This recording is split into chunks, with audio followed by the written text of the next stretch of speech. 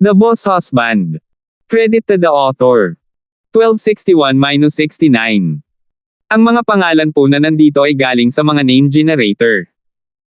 Kaya kung meron man pagkakatulad sa mga pangalan ng totoong tao o lugar, ito ay tunay na hindi sinasadya. Ang kwentong ito ay rated SPJ. Striktong patnubay sa mga walang jowa. Ito ay bawal din sa bata at matatandang walang asawa. Nang makita si Rico na sinusubukang pasayahin at bayaran sila, maging ito man ay tunay o hindi, hindi pa rin siya dapat maging masyadong mahigpit. Malapit na silang matapos ng tanghalian nang tumanggo si Justin bilang pagsang-ayon. Pagkaraan ng ilang oras, dinala ni Gavin si Leia sa panloob na patio para matulog. Nakakabusog ang pagkain ni Leia at nakaramdam ng antok, kaya sumunod siya. Hindi inaasahan ni Maria na ang kanyang sariling anak na babae ay labis na papabura ni Gavin.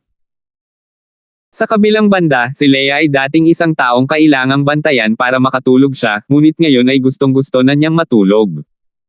Nagbago na ba siya sa kanyang polar opposite? Sinundan ng mag-asawa si Lester at ang iba ay pumunta sa parking lot para tingnan ang regalo ni Rico.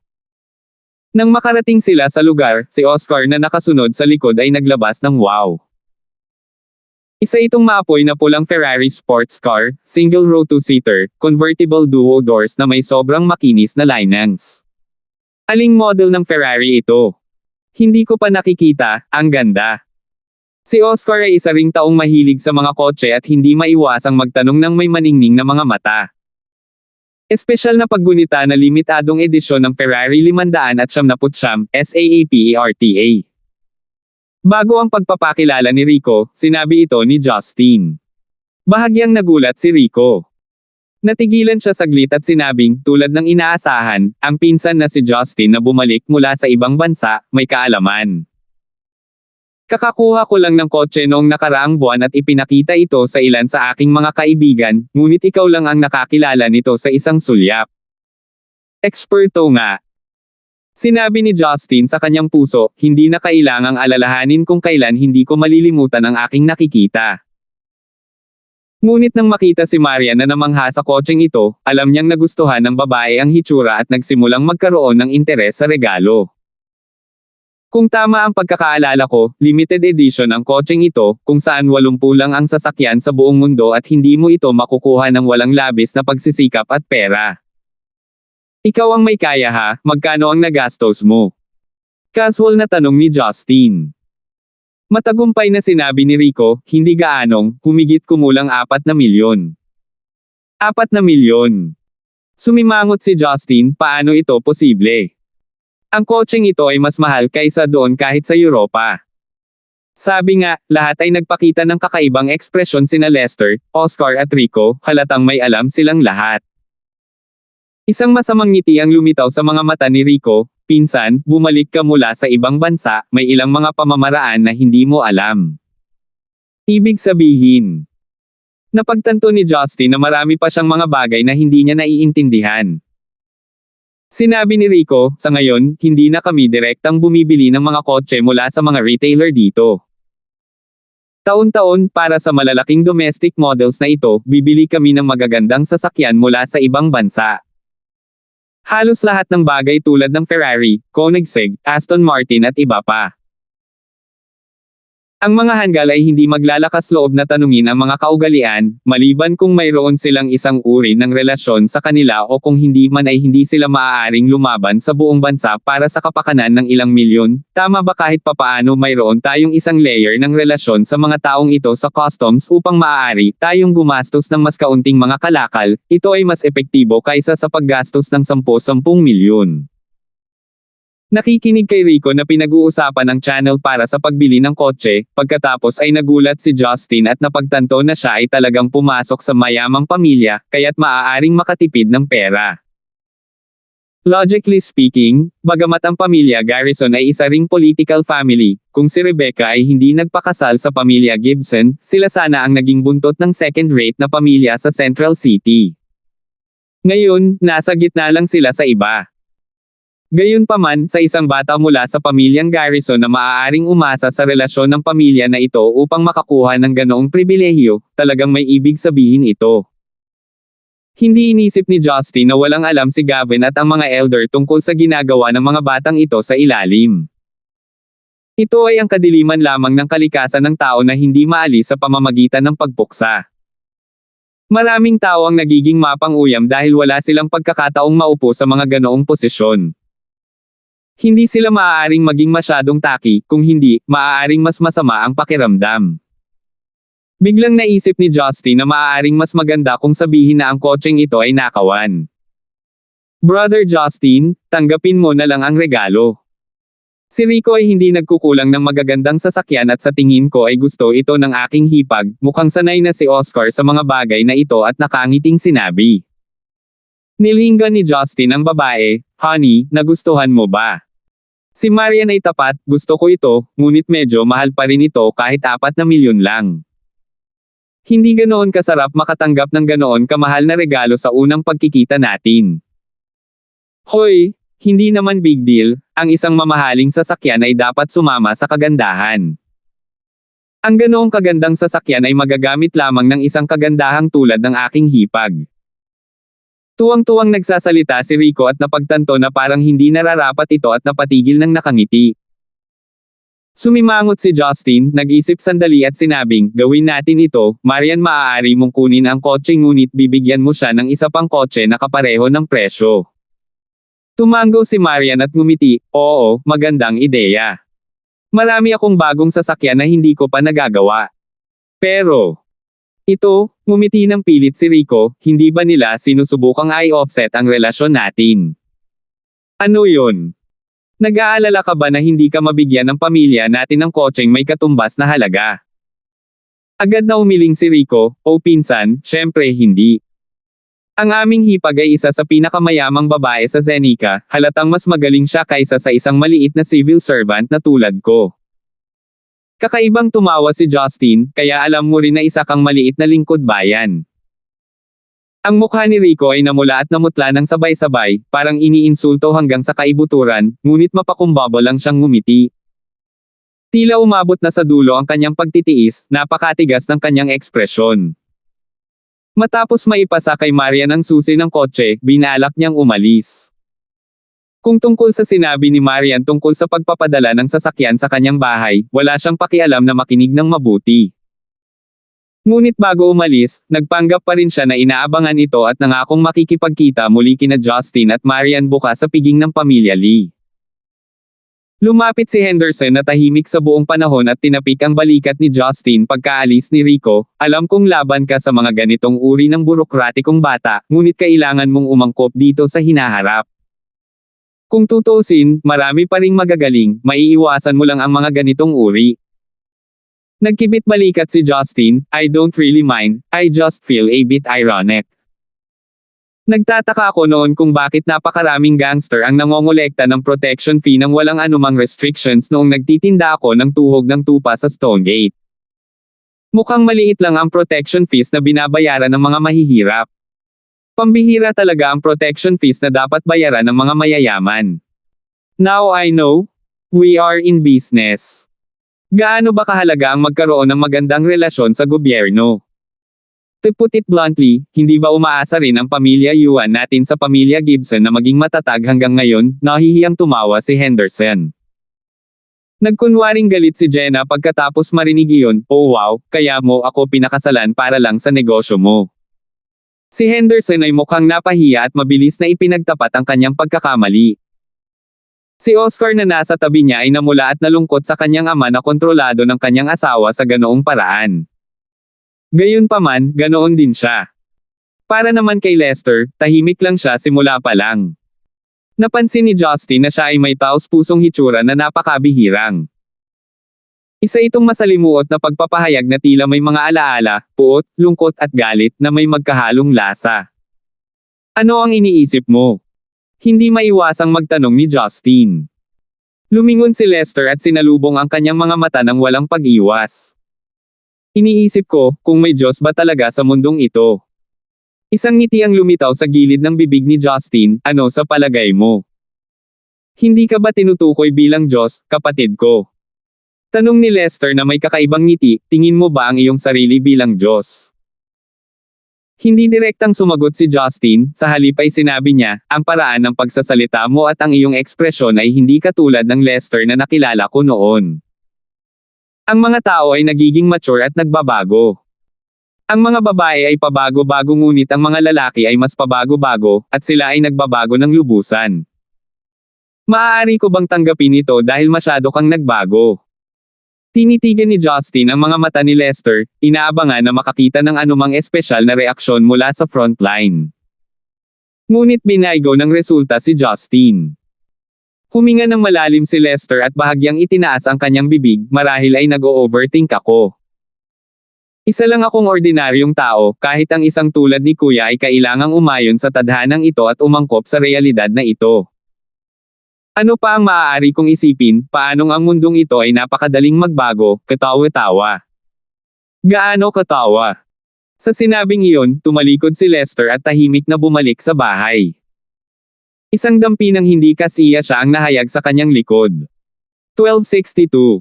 Sa likod bahay ng Gibson Residence, sa kwarto ni Gavin. Nagplano ang lolo at ang kanyang apo na umidlip sa hapon pagkatapos mamasyal sa looban. Sa mga elixir na ibinigay ni Justin, bagaman hindi nagtanim si Gavin, malakas pa rin siya sa kabila ng kanyang edad. Nagawa niyang buhatin ang chubby girl sa loob ng kalahating oras na diretsyo ng walang pagod. Inaantok na si Leia bago siya inaantok. Nakasandal ang maliit niyang ulo sa lolo habang nakapout ang mga labi. Hoy Leia, bakit parang inaantok ka na? Hindi ka ba nakatulog ng maayos kahapon? Hinawakan ni Gavin ang mukha ng kanyang apo na may mapagmahal na mga mata. Umiling si Leia, hindi, tinuturuan ni Daddy si Leia na magtanim at sinabing hindi ako dapat magpakalma. Hindi maaaring magtanim si Leia habang kumakain, kaya pinag-iisipan ko ito pagkatapos kumain at ngayon kailangan kong matulog pagkatapos ng maraming pag-iisip. Oh! Madaling hulaan ni Gavin kung anong uri ng pagsasanay ang ipinasa ni Justin sa kanyang anak na babae. Sa murang edad, kahit ipinanganak siyang may kakaibang pangangatawan, ang pag-unawa sa mga ganitong masalimuot na kagawian ay napaka-brain intensive pa rin, hindi nakakapagtakang mas mukha siyang matamlay. Hindi gaanong nagtanong si Gavin tungkol sa kanyang pagsasanay at naglakad patungo sa maluwag at malambot na kama at humiga. Hinayaan niyang sumandal si Leia sa kanya at sabay na nakatulog.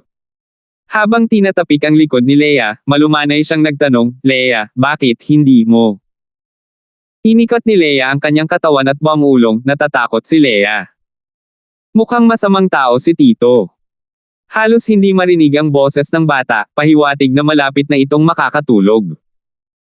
Tahimik na ipinikit ni Gavin ang kanyang mga mata at lumitaw ang isang lihim na ngiti sa gilid ng kanyang bibig. I see. Bad guy. Haha, good girl? Good girl talaga. Sleep away. Parang kinakausap ang sarili, nagsimula siyang magpahinga ng tahimik habang tinatapik-tapik ang dalaga. Pagkaraan ng ilang sandali, tanging ang pantay na paghinga ng lolo at apo ang natitira sa kwarto. Central City, ang Nigel Residence. Dalawang maid ng pamilya Nigel ang mahinang nagchichismisan habang nililinis ang mga nalaglag na dahon sa loob at labas ng flower bed sa likod bahay. Pagkatapos ng lahat, ang pag-aaral ni Gilmore ay nasa likuran nila at ang premier ay nagtatrabaho sa loob kaya hindi sila nang ahas na magsalita ng malakas. Hoy! Ang young master ay nakabalik na sa loob ng napakaraming araw. Paanong hindi siya nagtatrabaho? Tanong ng isang maid sa mahinang boses. Bumantong hininga ang ibang senior maid at sinabing, anong kalokohan, hindi pa naibalik ang young master, paano siya makakapagtrabaho? Hindi naibalik. Bakit? Hindi ba pinapayagang magtrabaho ang pinakamatandang young master ng pamilya nating Nigel? Who knows? Nabalitaan ko na sadyang tumanggi ang premier na payagan siya. Parang may nakarinig sa young master na pinapagalitan ng premier sa gabi. Alinman, hindi talaga masaya ang premier sa pagbabalik ng young master. Ito ay kakaiba, hindi ba? Ang young master na si Garrett ang nag-iisang pawnla ng pamilyang Nigel, kahit nasisihin siya ng premier sa kanyang pagkawala, hindi niya dapat siya pabayaan hanggang sa ganito, pagtataka ng munting dalaga. Sinabi ng senior maid na may chismis na mukha, hayaan mo akong sabihin sa iyo, ngunit kung ano ang nananatili dito ay nananatili dito.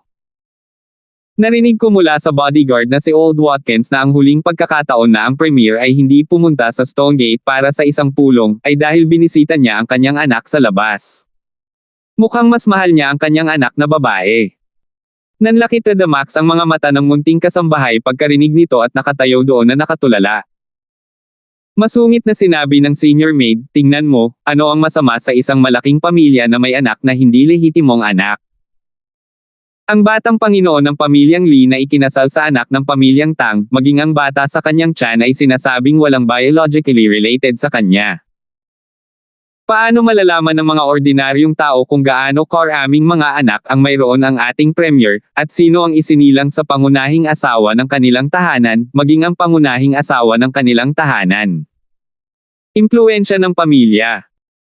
Pagdating ng panahon, tatalikuran natin si Young Master Gareth at tutulungan ang anak sa labas hanggat may kakayahan ang dalaga, sino ang maglalakas loob na suwiin ang kalooban ng premier? No. No. Itinuro ng munting kasambahay sa takot. Tumalikod ang senior maid at namutla agad ang mukha. Si Gareth kahit papaano ay lumitaw sa likuran nila, nakatingin sa kanila ng malamig na mga mata. Young Master. Ako lang. Nang hindi na hinintay ang paliwanag ng kasambahay, tumalikod siya at naglakad patungo sa study ante ni Gilmore. Itinuwid ni Gilmore ang kanyang likod at nakaupo sa kanyang upuan sa opisina, sinisilip ang mga dokumento sa kanyang kamay, sinusuri ang mga ito ng may mataas na kahusayan. Ang magnetic voice ng isang lalaki ay nagmula sa labas ng study. Pare, may sasabihin ako sa iyo. Bahagyang sumimangot si Gilmore at ibinaba ang kanyang trabaho, pasok.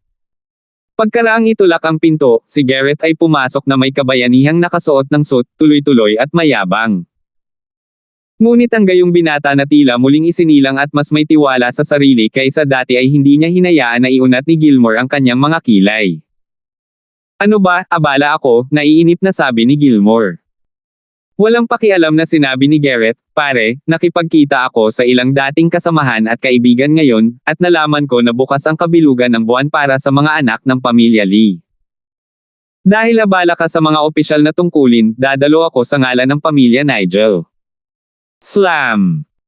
Galit na hinampis ni Gilmore ang mesa at pinagsabihan, sino ang nagpapahintulot sa iyo na makipagkita sa mga bastos mong kaibigan? Ilang beses ko bang sinabi sa iyo? Bawal kang lumabas ng walang pahintulot ko. Pare, ano ang malaking bagay sa pakikipagkilala ko sa ilang kaibigan? Inosenteng sabi ni Gareth. Humph! Kung tatanungin ka ng mga kaibigan mo kung nasaan ka na, sasabihin mo ba sa kanila ang parehong palusot na binigay mo sa akin, na nawala ka na sa alaala mo?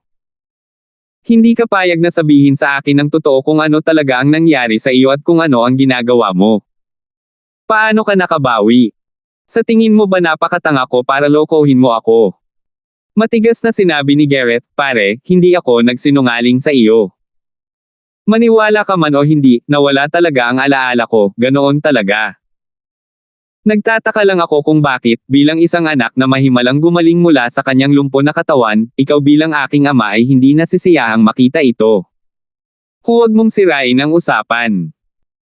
Kung talagang sarili mong ama ang tingin mo sa akin, sabihin mo sa akin ang tunay na layunin ng pagbabalik mo sa pagkakataong ito, sino ang niloloko mo? Halatang nagpadala ako ng bodyguard para tingnan ka, paano ka nagkaroon ng kakayahan na mawala sa kanilang paningin? Hinayaan mong mapansin ng lahat ng tao sa Central City ang iyong pagbabalik, para sa kapakanan ng pagnanais na maibalik ko ang iyong posisyon, pakinggan mo ba ang mga bagay-bagay sa iyong nais na manatili sa bahay? Sa akin. Hahayaan kong tingnan ka ng dalawang Tito Flynn at Dax at makikita natin kung paano ka lalabas muli. Kumunot ang noo ni Gareth, dahil ang aking ama ay ayaw magtiwala sa akin, kung gayon wala akong masabi. Kung bukas, ang piging ng pamilya Lee. You don't have to worry about it, I will send the gift to the Lee family in person. Wala ka pa sa lugar para pamunuan ang pamilya. Hindi mo magawa noon kaya wag mo nang isipin ngayon, as for in the future, baka hindi rin ikaw yun. Umalis ka. Hindi napigilan ni Gareth ang pagkayam ng kanyang mga kamao ngunit mabilis itong bumitaw. Tahimik niyang ibinaba ang ulo at lumabas ng study. Sa sandaling iyon, sina Flynn at Dax ay nagkataong pumasok mula sa labas. Maingat na tiningnan ng dalawa si Gareth habang dumadaan. Pero parang wala siyang naramdaman at umalis na siya matapos tumango ng matino. Nang makita ni Gilmore sina Flynn at Dax, muling lumiwanag ang kanyang mukha, at tila totoo ang kanyang ngiti. Ang dalawang matanda, marahil ay narinig niyo na ngayon ang nangyari. Pwede ba akong humingi ng pabor sa inyong dalawa para pangalagaan ang masasamang loob? Tiyakin, bibigyan natin ng pansin iyon, casual na sabi ni Flynn, you are doing a good job. Si Gareth ay kakaiba na ngayon. Bago natin malaman kung ano ang nangyari, hindi siya maaaring sanayin bilang isang kahalili sa ngayon. Ang pagpapali sa kanya ay makakaapekto lamang sa aming itinatag na plano. Tumango si Gilmore bilang pagsang-ayon, at pagkatapos ay sinabi, nakatanggap ako ng balita na bumalik sina Justin at Marian sa tirahan ni Gibson mula sa Stonegate. Tinatayang nasa Central City sila sa bisperas ng bagong taon, ngunit sa palagay ko ay dapat akong bumisita ng mas maaga para mas maganda ang hitsura. Kaya iniisip kong pumunta para bisitahin si Marian at iniisip ko kung ang dalawang matatanda, si Yanggem pa ba ay makakasama ni Guangya. Oo, syempre, ito rin ang dahilan kung bakit tayo nandito. Si Marian ang una nating target ngayon, dapat mong palitan ang kanyang apelyido sa Ning, sa lalong madaling panahon. Nagsumikap ka na dati, huwag mo itong pabayaan sa ganoong kritikal na sandali, paalala ni Dax. Si Gilmore ay nagpakita ng kumpiyansa ng ngiti, magtiwala ka, may tiwala si Gilmore. Hindi na makikita ni Justin ang pamilya Nigel bilang isang kaaway sa loob ng taong ito. Nagmula sa study ang masayang tawanan ng tatlong lalaki. Sa labas ng pag-aaral, naririnig pa rin ni Gareth na mag-isang naglalakad sa koridor ang kanilang pag-uusap sa pag-aaral kahit na ilang metro ang layo. Maya-maya, mabangis at puno ng puot ang kanyang mga mata. Gilmore, tinalikuran mo ang iyong pagkakataong mabuhay. Dahil malupit ka, huwag mong sisihin ang anak mo sa pagiging malupit, nagpakita si Gareth ng nakakatakot na ngiti. 1263 Gabi na sa pinakamaunlad na commercial entertainment at leisure area ng Central City, sinindihan ang malalaking magkakaugnay na maliwanag na ilaw, at bagamat malapit na ang hating gabi, nagsisimula pa lang ang hamog sa umaga ng araw dito. Ang makulay na liwanag na kumikislap na parang hindi mabilang na mga tibok ng puso sa karamihan, na nanunukso sa nerbiyos ng mga dumadaan. Gayunpaman, ang mga taong kayang gumastos sa mga mararangyang club at lounge na ito ay malinaw na hindi ang mga taong nanunood ng mga ilaw na may malamig na simoy ng hangin sa labas. Kabilang sa mga ito, ang isang high-end na entertainment club na tinatawag na Pink Lady, ay matatagpuan sa isang magandang lokasyon sa kanto ng isang pedestrian street. Mukhang hindi kalakihan ang facade, ngunit ang apat na malalakas na bodyguard sa pinto ay umalalay sa imahe ng club sa kabila ng malamig na panahon. At ang mga pumasok at lumabas mula sa underground parking garage ng side club ay halos mga veteranong European sports car. Dahil sa gradong ito, natakot ang ilang tao na nag-iisip na sila ay mga gold collars. Sa sandaling ito, tumugtog ang isang sayaw na melody at tila nanginginig ang buong cabin sa Pink Lady. Sa madilim na cabin, sa ilalim ng mga ilaw at fluorescents, sa leather na sofa na kulay rosas, maraming figure ang nakasalikop. Walang sando sa itaas na katawan, isang binata na nakasuot lamang ng maluwag na boxer na pantalon, sa tabi niya ay isang batang babae na may mahabang kulot na buhok. Siya ay may mamasa-masa na mga mata, mapupulang labi at mapuputing ngipin, at mabangong amoy ng alak. Mahigpit na nakadikit ang katawan niya sa lalaki na parang ahas. Kung titingnan mo ng mabuti, malalaman mo na ang batang babae ay walang anuman sa kanyang ibabang bahagi ng katawan, maliban sa isang bukas na puting bluse sa itaas na bahagi ng katawan sa tabi ng kanyang mga snowball. Ang isang pares ng hindi mapigil na mga taluktok ay idiniin sa braso ng lalaki, marahang hinihimas, na para bang maaari nilang lumunin ang braso anumang oras. Master Rico, wala ka ba sa magandang mood ngayon? Hindi mo na ba gusto si Vilma? Seryosong tanong ng dalaga. She worked hard to please him for a long time at basang-basa na ang lower body niya ng matagal, pero mukhang walang gustong simulan ang lalaking ito. Hinawakan ng lalaki ang red wine sa isang kamay at humigop, sinulyapan ang munting dilag na kanina pa nanunukso sa kanya. Sa kanyang hitsura at figure, magiging viral siya sa internet at maaari pang ang maging pangarap ng maraming mahihirap na lalaki. Pero sa mata ng isang veterano na tulad niya, wala nang masyadong attraction ang naturang babae. Pareho silang lahat, sinasamantala ang kanilang murang edad at ibinebenta ang kanilang katawan para sa pera. Hehe, Vilma, parang hindi ka nakukuha ng pera para makabili ng isa pang Birkin bag. Ang lalaking ito ay nakakita ng sobrang ganda ngayon at nawala ng interes sa isang maliit na kagandahang tulad mo. Ang isang flathead na binata na may tabako sa kanyang bibig ay tumawa ng masama sa kabilang panig. Siya na mismo ang nalilibang, nakabukaka ang mga paa niya, hinayaan siyang sumigaw sa kanya ng isang babaeng may mapupulang purple na buhok. Pinagpapawisan ng babae habang patuloy ang pagtaas-baba ng kanyang matambok na puwitan, pilit na iniipit ang imbakan ng lalaki. Gayunpaman, ang napakalaking dami ng mga asol na table tas sa mesa sa harap ay nagbigay sa kanya ng ilang problema dahil walang paraan upang gawing malambot ang lalaki sa ganoong maikling panahon. Gayunpaman, iniisip ang mga tip mula sa mga young master na ito sa bawat pagkakataon na maaaring umabot sa higit sa 10,000, hindi niya maiwasang pilipitin ang kanyang baywang, umaasang mapili muli sa susunod. May bakas ng pang-aalipuste sa mga mata ni Vilma, ano pa? Sino ang nag-alis ng kaluluwa ni Young Master Rico? Bakit hindi mo sabihin sa akin Young Master, hindi ito binibili ni Vilma? Tiningnan siya ni Rico ng masama, Ms. Vilma Sommer, nagtapos ka ba talaga bilang isang may hawak ng MBA mula sa Department of Finance and Economics ng Central City University? Buong pagmamalaking itinaas ni Vilma ang kanyang ulo, syempre, dala ko ang aking graduation certificate. Nakakuha pa ako ng full scholarship noong universidad, kung hindi, paano ako magiging kwalipikadong maglingkod sa inyong lahat ng mga masters? Paano ang iyong kaalaman ay tila nasa parehong antas ng isang babaeng nayon, nanunuyang sabi ni Rico. Isang hibla ng kalungkutan ang sumilay sa kanyang mga mata ngunit agad niya itong nilabanan at napalitan ng inis na boses, nakakainis, kumusta si Shishi na isang village girl?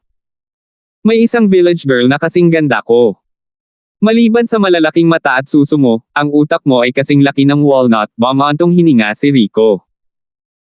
Galit na galit si Vilma na ang kanyang mukha ay namula at namutla pabalik-balik, ngunit alam niya na hindi niya ma-provoke ang mga master na ito dito at maaari lamang mag-igting ang kanyang mga ngipin at lunukan ito pabalik. Nagkunwari siyang galit at mahinang bumulong. Binubuli ako ni Young Master Rico, hindi ka nakakausapin ni Vilma. Sabi nga, tumakbo palabas ng kwarto ang babae na hindi nakakalimutang isara ang pinto kahit nakahubad siya doon. Si Rico ay hindi natinag at nagpatuloy sa paghigop ng kanyang alak, na wala sa kanyang pag-iisip. Ang isa pang binata na may buhok na kulot na Pranses na humahalik sa dilag sa kanyang mga bisig, ay nagtataka na nagsabi, "Hoy Rico, ang iyong hipag na si Marian ay talagang ganoon kaganda tulad ng sinasabi sa kanya." Nabalitaan ko mula sa isang kaibigan ko na nagtrabaho bilang isang opisyal sa Stonegate na siya ay bihirang magpakita sa harap ng publiko. Siya lang ba ang nakakakilala sa kanya ng isang beses, hindi ko siya nakilala. So what if you saw her? She's the woman of the eldest young master of the Gibson family. Balita ko may katangian siya na kahit ang overlord from the Lee family ay masunurin. Hindi ba madudurog ang ulo mo kapag hinawakan mo siya? Tumawa ang flathead guy. Ang sarap tingnan kahit hindi ko siya mahawakan, bahagyang ngumuso ang kulot na buhok. Naiinis na tinitigan ni Rico ang kanyang dalawang kaibigan, hipyuan ang sarili ninyong mga babae, ang aking hipag ba ay isang taong iisipin ninyong dalawang lalaking aso na mainit ang ulo sa buong taon. Akala ba ninyong lahat ay wala akong gagawin kundi ang mga babae? Alam ba ninyong lahat kung ano ang inyong pinagkakatiwalaan upang gamitin ang pinakamahusay na kabin at pinakamagagandang babae dito kasama ko? Napangiti ang dalawa sa kahihiyan, sinabi ng flathead, "Syempre umaasa kami sa iyo, Young Master Rico." Kalokohan. Ito ay dahil ang aking ama ay may isang kapatid na babae na ikinasal sa pamilya Gibson. Ito ay dahil sa mga pagpupugay na ibinibigay ng aming pamilya Garrison bawat taon, at ang matandang lalaki ng pamilyang Gibson na handang tanggapin sila, sumpa ni Rico. Oo, tama si Young Master Rico. Umaasa kami sa pamilya Gibson. Humigop ng red wine si Rico at ngumisi, "You all should know, ang matandang lalaki ng pamilya Gibson ay hindi na mabubuhay ng maraming taon. Maaari pa rin tayong nasa ilalim ng kanyang saplot kapag siya ay gising, ngunit kung siya ay ganap na natapos, ang pamilya Gibson ay nasa mga kamay ni Justin. Ngunit ngayon, ang impresyon ng aking pinsan sa akin ay hindi masyadong maganda. Isipin mo ito, kung ako o ang pamilyang Gibson ay hindi papansinin. Ako, hayaan mo na ang mga taong handang rumspeto sa atin, hindi tayo pababayaan ng mga kaaway natin dyan. Ha? Bakit ganon? Nagtataka ang patag na ulo, nakipag-away ba kayo? Tumahimik ka. Nagmura si Rico, pumunta ako para magpadala ng regalo ngayon.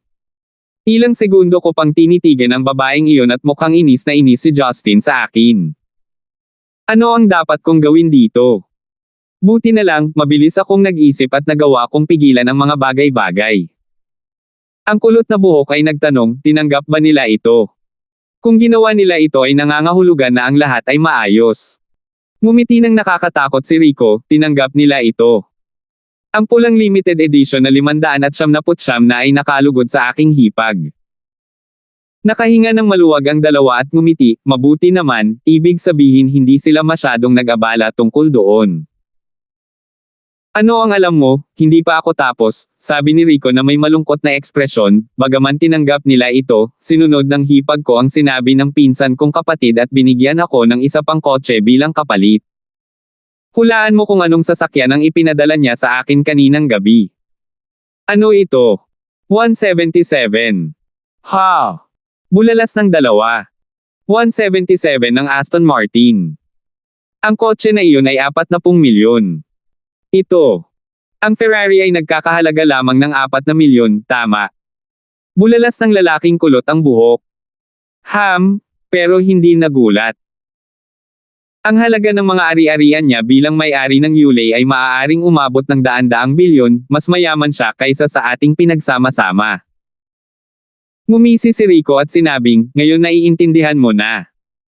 Naglalagay sila ng hangganan sa pagitan ng ating relasyon, wala tayong karapatan o pera, baka hindi nila tayo gusto bilang mga utusan nila. Bumagsak ang kapaligiran sa isang malamig na estado, maging ang dalawang batang babae na sinusubukan ang kanilang makakaya upang pasayahin ang mga lalaki ay napansin ang pagbabago. Napagtanto pa ng batang babae na may mamula-mula na lila na buhok na ang flathead na lalaki sa ilalim niya ay nalanta at nanghina. Hindi naman, paano mo na pag-uusapan ang pagiging katulong kung pamilya ka? Sa sandaling iyon, isang tumatawa na boses ang pumasok sa cabin. Isang matigas na lalaki na nakasuot ng sando, na nagpapakita ng kanyang mga kalamnan sa dibdib, na tamad na pumasok. Hawak niya ang isang matambok na mature na kagandahan sa kanyang mga bisig. Ang babae ay nakasuot ng itim, malalim na leeg na damit, ang kanyang bilog na mga taluktok ng nyebe na bumubulwak, ay parang anumang oras ay paputok. Ang kanyang mapang-akit na mukha ay kumikinang, na naglalabas ng walang katapusang pulang-pula na ganita. Kuya Lester, Sister Carmela. 1264. Agad na nagpakita ng kaaya-ayang mukha si Rico matapos makita ang mag-asawa. Nakangiti siyang tumayo, ibinaba ang kanyang baso at binuhusan sila ng alak. Itinulak din ng dalawa niyang kaibigan ang mga babaeng nakasakay sa kanila at tumayo na may ngiti sa pagtanggap. Umupo ka lang, mag-relax dahil nandito tayo para magsaya, iwinagayway ni Lester ang kanyang kamay para yayain silang maupo. Nakangiting tanong ng MILF na tinatawag na Sister Carmela, kumusta kayong mga young masters? Sabihin mo sa kapatid mo kung may problema. Hehe. Ang mga babaeng ito ay maganda, ngunit si Sister Carmela ay susunod na antas sa mga tuntunin ng aura, hindi gaanong iginagalang ni Rico ang magandang babaeng ito at patuloy siyang sinulyapan mula itaas hanggang paa, ang kanyang matako na ekspresyon ay ganap na nahayag. Ngumiti si Sister Carmela at naglakad pataas. Kinuha niya ang baso ng alak ni Rico gamit ang isang kamay at niyakap ang ulo nito gamit ang isa pa at unti-unting umupo. Nakasandal sa kanyang balingkinitang leeg, humigop ng alak si Sister Carmela at isinandal ang kanyang ulo sa ibabaw ng kanyang malambot at matambok na dibdib. Bahagyang yumuko ang kanyang ulo, marahan niyang ibinuka ang kanyang mga labi at inilipat ang likido sa kanyang bibig. Dahil sa kalokohan ng eksenang ito, muling tumigas ang kulot na buhok at patag na ulo, lumunok, halatang pinagpapantasyahan ng lahat na sila si Rico sa sandaling ito. Oh! Alam niyang Master Rico kung paano pasayahin ang iyong kapatid, kunin iyon bilang gantimpala, ngumiti si Sister Carmela. Pagkatapos ay pinunasan niya ang natitirang alak sa labi nito gamit ang kanyang daliri at sinipsip ito gamit ang kanyang bibig. Bagamat naramdaman ni Rico na siya ay nasa Cloud9, hindi pa rin niya nakakalimutan si Lester at tumayo upang magtanong, "Brother Lester, ano ang ibig mong sabihin ngayon?" Nakaupo na si Lester sa sofa, ikinawit ang kanyang daliri kay Sister Carmela. Masunurin siyang sumando sa katawan nito at marahang hinalikan sa pisngi. "Hindi ka ba nag-aalala na hindi ka makakaligtas sa Central City kung ang kapatid ko ang manggenguna?" Ngumiti si Rico, "Brother Lester, dahil binabanggit mo ito, pwede bang? How should I say this? Pinsan mo rin ako, and our friendship in terms of entertainment purposes is also strong. How can I see you being disliked by my brother?" Dahan-dahang ibinuka ni Lester ang malalim na kwelyo ni Sister Carmela gamit ang isang kamay, at piniga ang isang kulay rosas at patas na bola sa loob, tulad ng pagkurot ng laruan, pagpiga ng iba't ibang hugis. Tiningnan ito ni Rico na may sakam na mga mata, ngunit sinubukan niyang isipin kung ano ang ibig sabihin ni Lester sa kanyang isipan. Maya-maya, tumawa siya at sinabing, "Brother Lester, to be honest, I think you are the solid roots of the family." Bagamat ang panganay na pinsan ay mas matanda ng ilang taon, talagang hindi siya pamilyar sa ating Central City Circle at hindi pa formal na pumasok sa hukbo. Pakiramdam ko ay kulang pa rin ng kaunting konsiderasyon ang matandang Marshall. Ngumiti si Lester at sinabi sa hindi mahuhulaan ng mga mata, ang isang pamilya ay hindi binubuo ng isang tao lamang. Kung ang pinakamahalagang miyembro ng pamilya ay hindi sumusuporta sa pamilya, tiyak na hindi ito magiging posible. Palagi kang gumagawa ng mabuti, at alam mo, ang aking ama ay palaging nasa tabi ko, ngayon ang aking ina ay neutral pa rin. Ang iyong pamilya ay napakahalaga sa pag-impluwensya sa desisyon ng aking ina, ito. Dapat mong maunawaan. Naiintindihan. Naiintindihan. Tila natuwa si Rico sa sorpresa, "Brother Lester, huwag kang mag-alala dyan, sinusuportahan ka ng aking mga magulang. Tungkol naman sa aking tiyahin, tiyak na magsasalita ang tatay ko para sa iyo." Ikinaway ni Lester ang kanyang kamay. "Huwag kang masyadong mag-alala, gusto ko lang na maging kalmado ka at ipaalam sa iyo na hindi mo kailangang magkamali sa iyong sarili, kung tutuusin. Nandito pa rin ako, di ba?" "Haha, totoo iyan," tila uminom ng assurance pill si Rico, "tama si Brother Lester. Talagang susundan ko ang mga yapot ni Brother Lester ng mas malapit. At sinasabi ko na naging mas lalaki ka simula nang bumalik ka. Nakuha mo pa ang isang taong kasing perpekto ni Sister Carmela, nakakamangha." Itinaas ni Lester ang kanyang ulo at tumawa. Bagamat siya ay tumatawa, nakaramdam ito ng kakaiba kay Rico at sa iba pa. Biglang iniunat ni Lester ang kanyang kamay at itinulak, at ang magandang babae sa kanyang mga bisig na si Carmela, na parang laruan, ay itinulak kay Rico, itinulak si Rico sa tapat ng sofa. "Dahil sa tingin mo ang asong ito ang pinakamagaling, palagi akong naging bukas palad at hindi nakikitungo sa aking mga kapatid ng masama. Ikaw, pumunta ka lang, manunood ako," ngumiti si Lester ng malungkot. Si Sister Carmela ay walang kahit katiting na kawalang kasiyahan sa kabila ng pagkakalarawan sa ganitong paraan. Sa halip, huminga siya ng mahina, "Humph, hindi mo ako kailangang itapon para makipaglaro ako sa iilang young masters na ito. I am more than willing ta." Iyon ay sinabi, idiniin niya ang kanyang maalab na labi sa dibdib ni Rico, at ang malasotla niyang dila ay dumaan sa linya ng dibdib nito. Ilang saglit lang, pinunit niya ang kanyang boxer brief, inilabas ang bara sa loob, nagsimulang umikot gamit ang dulo ng kanyang dila at dahan-daang nasiyahan dito. Dahil hindi ito ang unang pagkakataon na makausap niya ang gayong kahanga-hanga, hindi niya napigilan ang sarili at agad na pumasok sa estado. Komportebling hinawakan ang kanyang ulo gamit ang dalawang kamay, ipinagpatuloy niya ang pag-alog ng kanyang baywang. Ang flathead at curly-haired na lalaki ay hindi interesado sa mga babaeng nakapaligid sa kanila at hiwalay na umakyat, hinubad ang itim na damit kay Sister Carmela. Wala siyang suot sa baba, pagkatapos buhatin ang hiwa niyang damit, bumungad ang maganda niyang bilugan at matambok na puwitan. Ang basang puwang ay tila puno ng walang katapusang tukso.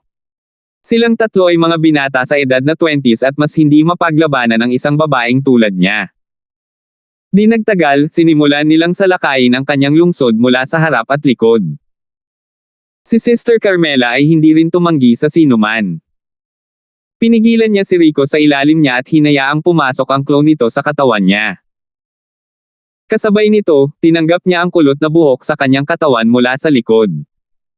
Oh! Komportebling napaungol ang babae at pina-excite to the max ang kaba ng tatlong lalaki. Walang makapasok ang flat-headed na lalaki, kaya't sinakyang lang niya ang ulo ni Rico, hinarap ang cherry lips ni Sister Carmela at marahas siyang inatake. Kumatok pa siya ng ilang pills para maiwasan ang pagiging mahina. Sa mga mata ni Lester, ang mga kaakit-akit na eksena ng tatlong lalaki at isang babae ay ordinaryo, tahimik na nanunood, ngunit walang kasamaan sa kanyang mga mata, na parang nakatingin lang siya sa tanawin ng mundo ng hayop. Makalipas ang kalahating oras, naubos na ang tatlong lalaki. Ang pagmamalabos ng mga nightclub sa buong taon ay naging walang kabuluhan, kung hindi dahil sa droga, hindi na nila kayang suportahan ang kanilang sarili. Dalubhasa rin dito si Sister Carmela. Matapos tapusin ang tatlong binata, inihagis niya ang magulo niyang mahabang buhok, dinilaan ang lagkit ng kanyang mga labi at nilunok ito, pagkatapos ay bumalik kay Lester na may kaakit-akit ng ngiti. Gaano kawalang silbi, paano sila kahit napagod na, natutulog tulad ng mga patay na baboy. Marami kang naglalaro nitong mga nakaraang araw ha, nakikita mo na mas sanay ka sa tatlong tao, tanong ni Lester na may kasamang ngiti habang nakahawak sa baba ni Sister Carmela. Sino ba kasing nagtanong sa'yo na huwag mo na akong dalawin? Napakakulit ng mga batang yan dito na naglalaway pa nga silang tumingin sa akin, I really doubt kung may Oedipus complex sila. Kung hindi ko sila sasamahan, paano magiging maganda ang negosyo ko? Ang isang kamay nito ay naglalakad pa rin sa pagitan ng kanyang mga binti, masyado silang mahina. Itong mga mayayamang batang ito ay grupo ng mga hipon na malambot ang paa, kahapon ay may kasama akong 7 tao ngunit sila ay pinagsama ay hindi mas mahusay kaysa sa iyo lamang. Ngumuso si Lester, ikaw asong babae, lalong nagiging walang hiya. Nasa 50 ka na, huwag mong isipin na talagang bumabangon kapag katapos kitang tulungang gumanda ang mukha. Okay lang maglaro, kung gaano ka kaamo, mas mababa ang posibilidad na ma-expose ka. Gayunpaman, huwag mong kalimutan ang mga bagay na ipinagawa ko sa iyo. Comendat si Carmela at sinabing, huwag kang mag-alala, walang mangyayaring masama, ginawa ko na ang karamihan sa mga pag-aayos. At saka, nagpadala si Gareth ng ilang balita, wala ng plano si Gilmore na bigyan siya ng isa pang pagkakataon. Pinlano niyang hayaan ang asong iyon na si Maria na bumalik sa pamilya Nigel. Talaga. Pinanliitan ni Lester ang kanyang mga mata, kung ganoon ang kaso, si Gilmore ay halos walang silbi. Papatayin ba natin siya? O hahalili sa kanyang pwesto? Bagamat naroon sina Flynn at Dax sa tabi niya, sa iyong kasalukuyang kakayahan, madali lang ang pagpatay sa kanila. Sabi ni Carmela sa pananabik. Bahagyang ngumuso si Lester, I have my plans, just do as I say. Jeez, palagi naman akong masunurin, hindi mo ba pwedeng ipaalam sa akin ang mga bagay-bagay kahit minsan lang? Nagrarant si Carmela sa madilim na boses. Sumulyap sa kanya si Lester at biglang tumayo sa kabinuhat sa balikat niya.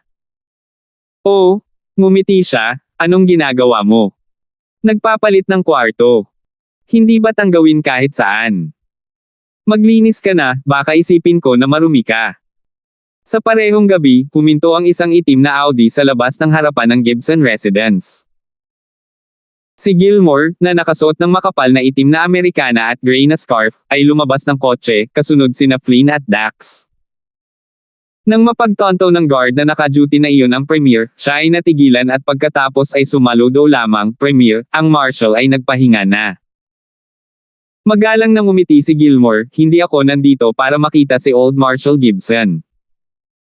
Maaari mo bang ipaalam sa iyong binibini na gustong makita siya ni Gilmore? 1265. Ang ilang mga gwardya na naruroon ay lahat ay nalilito dahil hindi nila maintindihan kung bakit gustong makita ni Premier Nigel si Marian. Alinmang paraan, siya ay itinuturing na isang VIP. Naging magalang siya ngunit hindi naman ibig sabihin nito ay humihingi siya ng pahintulot sa kanila, kaya agad silang pumasok at nagpaalam sa kanila at tinanggap si Gilmore at ang iba pa sa loob. Sina Flynn at Dax ay mga soul-forming stage cultivator, bago sila pumasok sa bahay, naramdaman na ni Justin na papaakyat na sa kama ang kanilang presensya.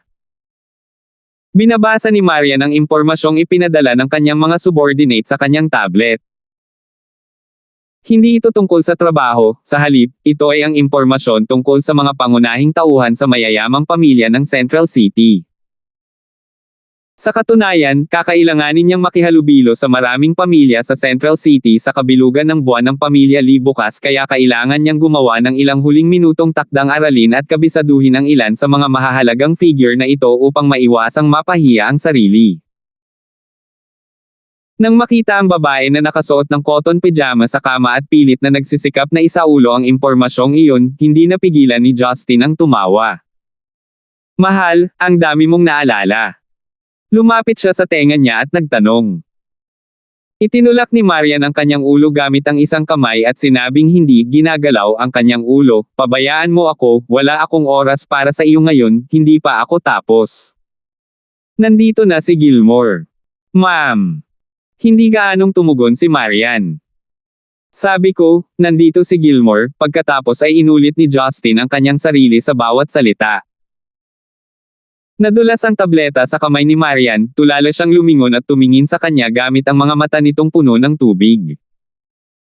Pagkaraan ng ilang sandali ng katahimikan, ang ingay ng katulong ay nagmula sa labas ng silid. Young Master Justin, binibini, nandito si Premier Nigel ng pamilya Nigel, gusto niyang makita ang binibini.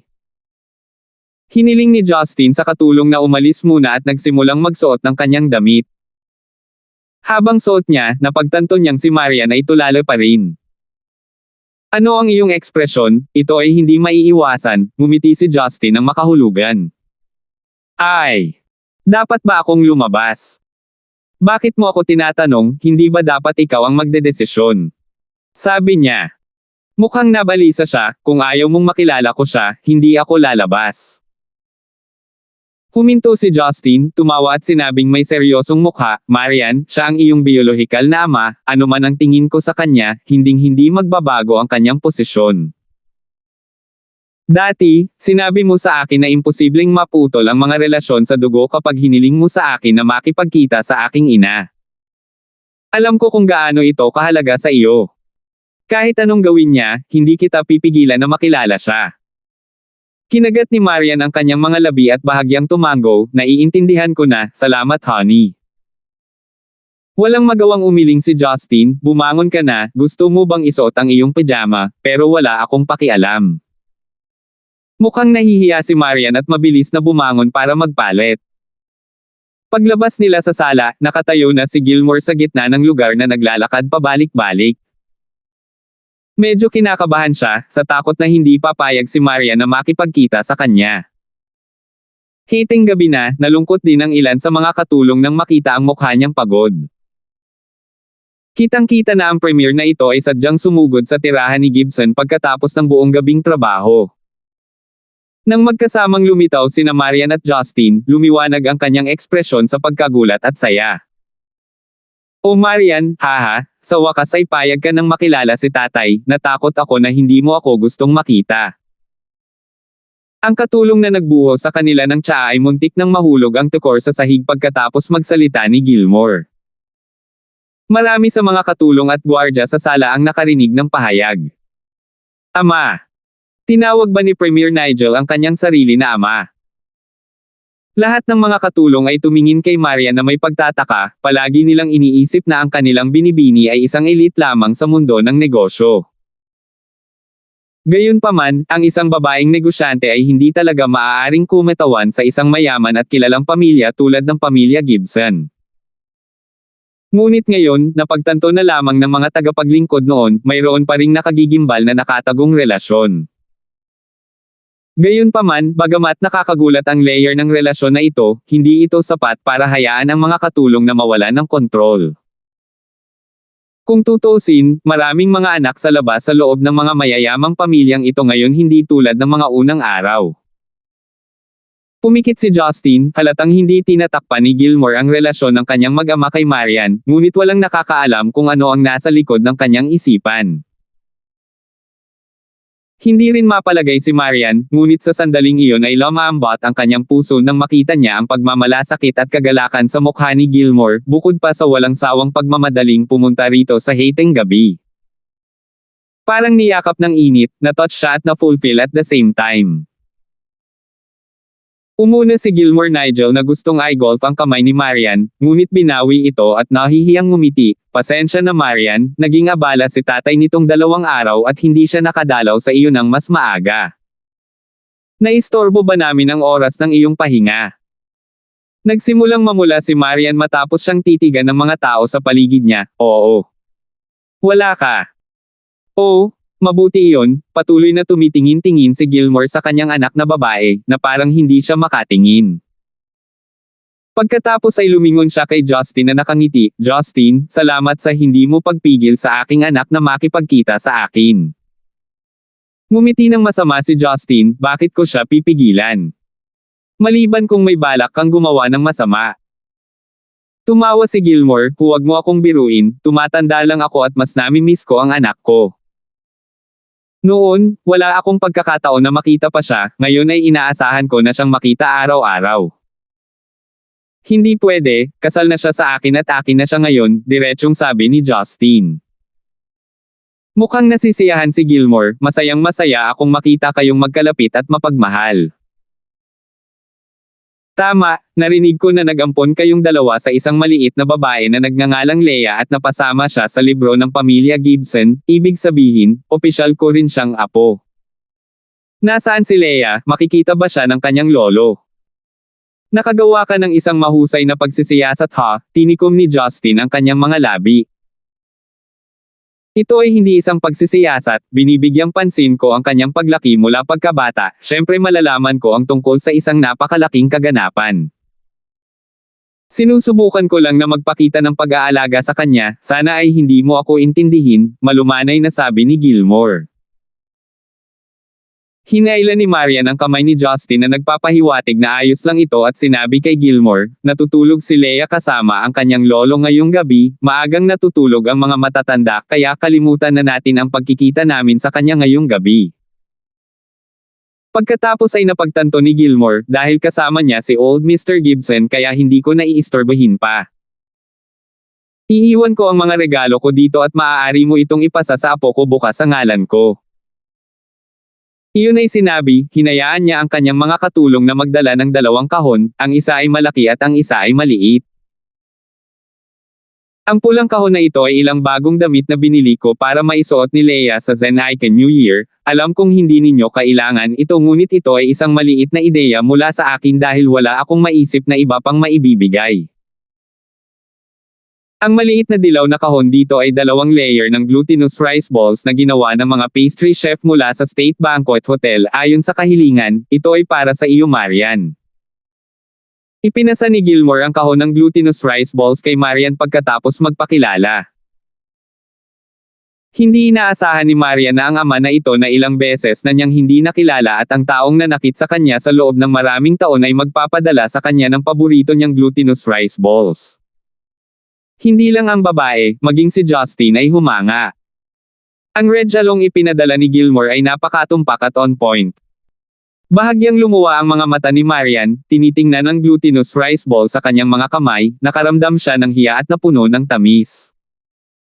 Talagang pinapansin niya ang kanyang paglaki, kung hindi ay hindi niya malalaman kung ano ang gusto nitong kainin. Dahil sa ganoong pag-iisip, hindi napigilan ng babae ang kanyang tear ducts. Medyo emosyonal si Gilmore, bagaman makikita ko pa kayong 2 bukas sa piging ng pamilya ni Lee, pero gusto ko pa ring pumunta ngayong gabi. Gusto kong imbitahan kayong dalawa na pumunta sa pamilya Nigel kasama si Leia pagkatapos ng bisperas ng Zenaiken New Year. Ayaw ko nang maghintay, gusto kong ipaalam sa lahat ng tao sa Central City na ako, si Gilmore, sa lalong madaling panahon. May anak ba ito? Kahit hindi tayo pumunta sa pamilya Nigel, ikakalat mo pa rin ang balita, tumawa si Justin. Hindi itinanggi ni Gilmore at sinabing basta-basta, marami akong nagawang pagkakamali sa nakaraan, ngunit sana ay mabayaran ko ito sa abot ng aking makakaya ngayon. Naniniwala akong maiintindihan ako ni Marian. Tumingin si Justin sa katabi niyang kasintahan, natulala na siya sa mga luhang mata. Hindi niya maiwasang bahagyang sumimangot, ang family affection strategy na ito ang naging dahilan ng pagkagulat ng babae. 1266. Tila nakilala ni Gilmore ang isyong ito at hindi na nagtagal pa. Nagpakita siya ng ngiti at sumulyap kay Marian ng ilang beses, pagkatapos ay umalis kasama sina Flynn at Dax. Alam ni Justin na walang kwenta ang magsabi ng kahit ano, base sa ekspresyon ni Marian. Marahil ang pagmamahal sa pamilya ay magiging kahinaan niya magpakailanman. Katulad ng kaso kay Malcolm, ano man ang ginawa niya at kung paano niya ito nasaktan, patatawarin pa rin siya ng babae habang lumilipas ang panahon. Siguradong hindi makakatulog si Marian ngayong gabi, ngunit sa kabutihang palad ay hindi na siya maaapektuhan ng kakulangan sa tulog, kaya mas mabuting dumalo sa handaan sa susunod na araw. Maagang umaga habang nag-aalmusal, nalaman ni Gavin mula sa mga katulong ang tungkol sa pagbisita ni Gilmore kahapon ng gabi. Hindi siya masyadong nagulat, sa halip, sina Parley at Rebecca ang nag-isip ng malalim. Pare, literal na ipinapakita ni Premier Nigel na gusto niyang bumalik si Marian sa pamilya Nigel, nakasimangot si Parley. Tumingin si Gavin kay Leia na masayang tinutukal ang kanyang mga meat bun at sinabing, ayos lang, hindi ito isang bagay na sinadya upang itago sa publiko. Well true pero hindi ba bumalik si Garrett sa pamilya Nigel kamakailan? Kainahinala para sa kanya na gawin ito ngayon, nag-aalalang sabi ni Parley. Sinabi ni Rebecca, hindi ba mas mabuti, ito ay nagpapatunay na walang anumang problema. Lumingon si Gavin at nakangiting tumingin kay Marian, anak, handa ka bang bumalik sa pamilya Nigel? Si Marian ay nababalisa sa buong panahon. Nang marinig niya ang tanong ng matanda sa kanya, natahimik siya sandali at bahagyang umiling, ewan ko, hindi pa rin ako sanay. Haha, kahit anong desisyon mo, tandaan mo lang na si Premier Nigel ang biolohikal mong ama. Pero, asawa at ina ka na rin ngayon, bilang manugang ng pamilya Gibson, higit sa isang pamilya ang mayroon ka, naiintindihan mo ba? Sabi ni Gavin. Sinulyapan ni Marian ang kanyang anak na nakatutok sa kanyang almusal at tumango, oo, naiintindihan ko. Pagkatapos ng almusal, pinaalis ni Justin ang driver at hinatid silang tatlo sa Liz residence. Medyo maganda ang relasyon niya kay Duncan kaya ayaw niyang malate. Si Leia ay nakasuot ng kanyang bagong pink na damit at nasa mabuting kalooban. Sa kalagitnaan ng kanilang paglalakbay, sinabi ng maliit na bata, tatay, pupunta ba tayo sa zoo para makakita ng mga elepante ngayon? Tinampol ni Justin ang kanyang noo, nako, muntik ko nang makalimutan ang pangako kong dadalhin siya sa mga elepante kapag nasa Central City kami. Hinawakan ni Marian ang ulo ng kanyang anak, mahal kong Leia, pupunta tayo sa bahay ni Uncle Lee ngayon, makakakita tayo ng mga elepante sa susunod. Leia pouted her lips, di ba sabi mo pupunta tayo ng mga elepante sa Central City, nagsisinungaling na naman si Daddy at Mommy sa akin. Paano kami nagsisinungaling? Siguradong dadalhin ka namin doon, behave ka lang muna, nagpakita si Maria ng mataimtim na ekspresyon at naging mahigpit na inamuli. Napaaalang bibig ni Leia, na parang sinasaktan ng husto. Tumingin si Justin sa rear mirror, nakita ang chubby girl na lumuluha at sinabing, sige, dadalhin ka ni Daddy sa zoo pagkatapos ng tanghalian, hindi magsisinungaling si Daddy kay Leia. Talaga. Agad na lumiwanag ang kalooban ni Leia. Hindi, tutol ni Marian, hindi basta-basta pupunta kami doon ngayon. Full moon banquet ito para sa unang anak ng pamilya Lee at nag-anunsyo sila ng isang buong araw na kaganapan. Family friends din namin sila, paano kami makakaalis pagkatapos ng tanghalian? Si Duncan ay hindi rin matigas ang ulo na asno, masasabi ko lang sa kanya, nagkibit balikat si Justin, bigyan mo lang ng mas mapagbigay na angpaw para ipakita ang aming sinseridad. Medyo hindi pa rin sigurado si Marian, pwede tayong pumunta sa zoo anumang oras, bakit kailangan nating pumunta ngayon, hindi natin kayang layawin ang bata ng ganito. Umiling si Justin at sinabing, sa pagkakataong ito ay dahil natalo kami sa pastahan kay Leia. Dahil sinabi namin na dadalhin namin siya sa zoo pagdating namin sa Central City, hindi namin dapat sirain ang aming pangako. Hindi magsisinungaling ang mga magulang sa mga bata, at least ang anak ko ay dapat isang taong tumutupad sa kanyang pangako. Hindi tanga si Leia, alam niya ang lahat. Naiwang tulala si Marian, hindi niya inaasahan na sasabihin nito ang ganoong bagay. Nakatingin sa kaawa-awang maliit na bata, kahit alam niyang gawa lang iyon, nakaramdam pa rin siya ng mariin sa kanya. Tapos na ako sa inyong mag-ama, pareho kayong mahilig hamanin ang aking mga limitasyon. Kung magpapatuloy ito, magiging matandang tiya na ako bago pa man ako umabot sa 30 taong gulang, nagkunwaring galit si Marian at bumantong hininga. Lumingon si Justin at kumurap na may hindi maliwanag ng ngiti, paano kaya?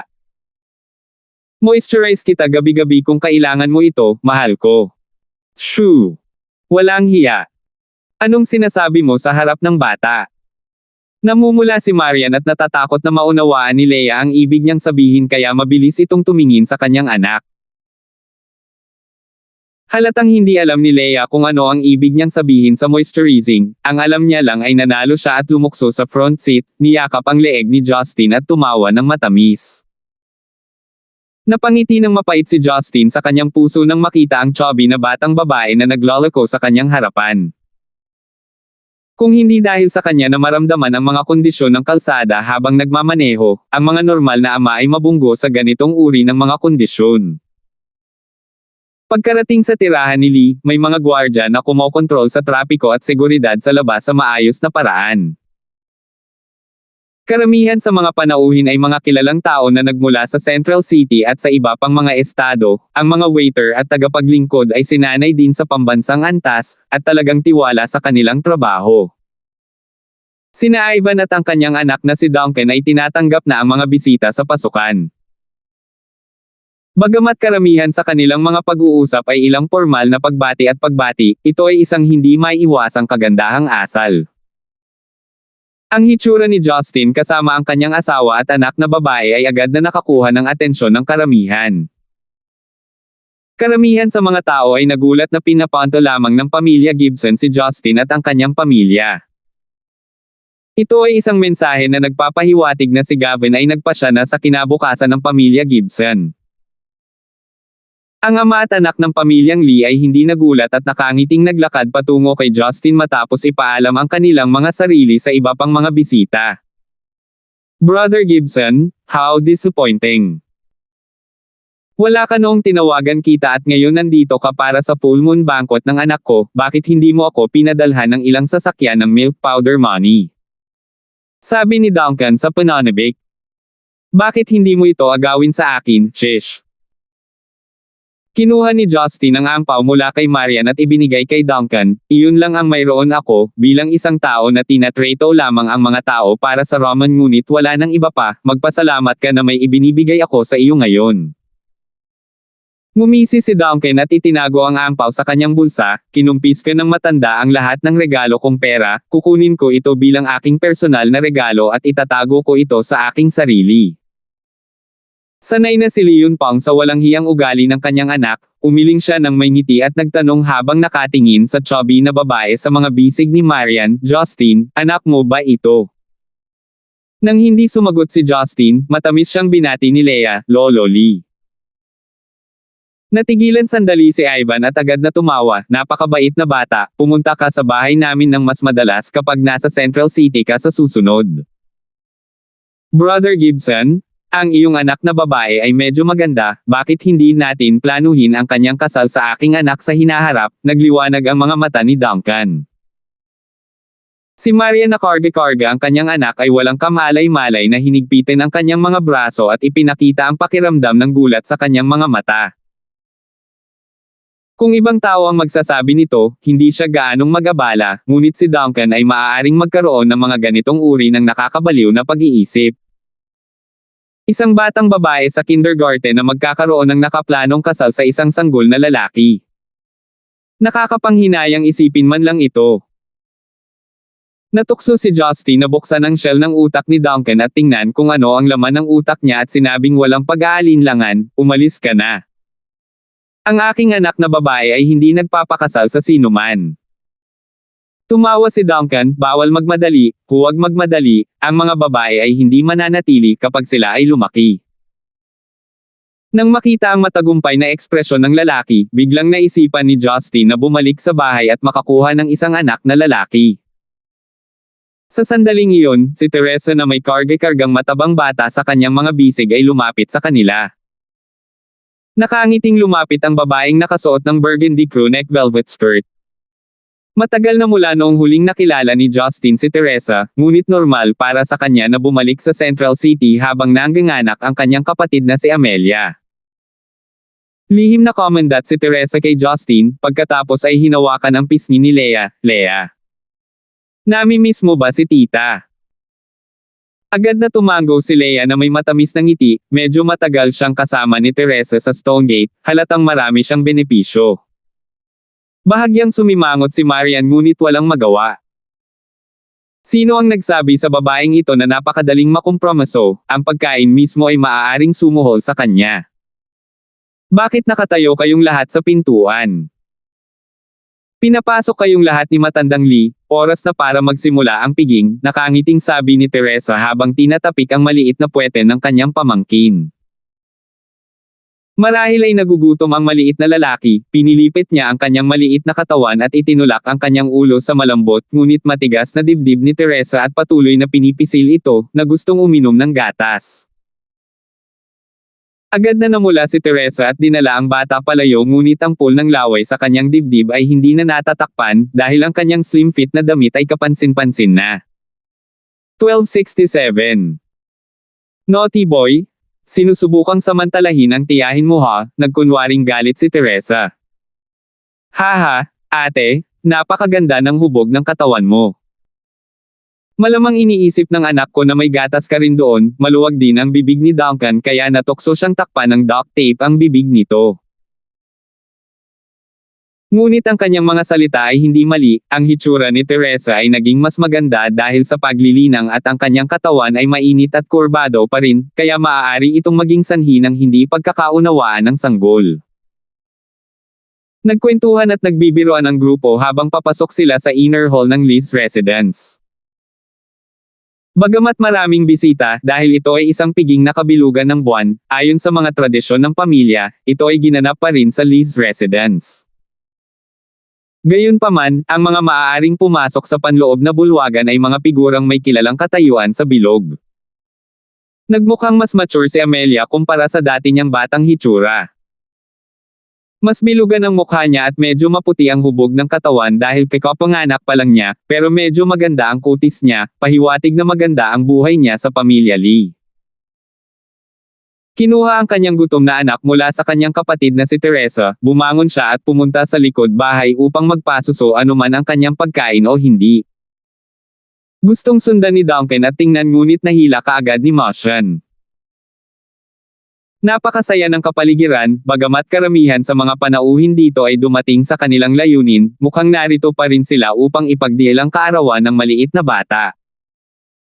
Bago pa man magsimula ang handaan, narito na sa wakas ang bisitang hinihintay ng lahat.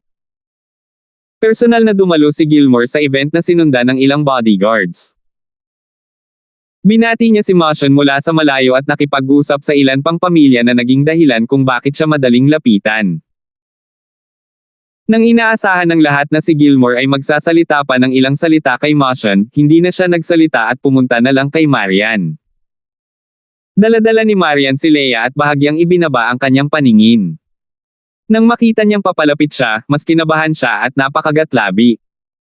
Tama si Leah, napako ang paningin ni Gilmore sa chubby little girl. Nagpakita siya ng mapagmahal na mukha, inabot niya ang kanyang dalawang kamay at nagmakaawa, Marian, maaari bang hawakan siya ni tatay sandali? Ang aksyon ni Gilmore ay naging spotlight ng kaganapan at ang kanyang mga salita ay napunta sa pandinig ng karamihan sa mga bisita. Sa puntong iyon, marami sa kanila ang nabigla sa gulat. Maging si Father Lee at ang kanyang anak ay nagpakita ng kaina-hinalang mukha. Bagamat pinamahalaan ng pamilyang Lee ang Security Bureau at alam kung sino ang biolohikal na ama ni Marian, hindi nila inaasahan na isisiwalat niya ang kanilang relasyon sa paraang paraan. Tumingin si Leah kay Gilmore gamit ang malalaki at bilugan nitong mga mata, na parang hindi niya maintindihan kung paano siya nakilala ng tiyuhin na ito. Si Marian ay tumahimik ng ilang oras at ipinasa pa rin si Leah sa mga bisig ni Gilmore. Oh, binuhat ni Gilmore si Leah at umiling ng 2 beses, medyo mabigat siya ngunit napakamasunurin at hindi natatakot sa mga estranghero. Itinagilid ni Leah ang kanyang ulo at nagtatakang nagtanong, Tito, ano ang pangalan mo? Hindi ako tiyuhin, ako ang ama ng iyong ina, na siyang iyong lolo, buong pagmamahal na sabi ni Gilmore. Ang kapaligiran ay tila tumigas sa sandaling ito, walang sino man ang inaasahang makakarinig ng gayong nakakagulat na mga pananaw habang dumadalo sa isang piging sa kabilugan ng buwan. Nang makitang walang nagsasalita sa mga bisita, kinusot-kusot ni Martian ang kanyang mga mata at tumawa, Premier Nigel, congratulations sa iyong muling pagkikita ng iyong anak at apo. Pero ngayon ang kabilugan ng buwan ng apo sa tuhod ko, subukan mong huwag agawin ang ating spotlight haha. Iyon ay sinabi ng patriarch ng Lee family, sa isang paraan ay nagbigay ng pahiwatig sa mga tao. Tama, ano ang masama sa pagiging isang illegitimate daughter?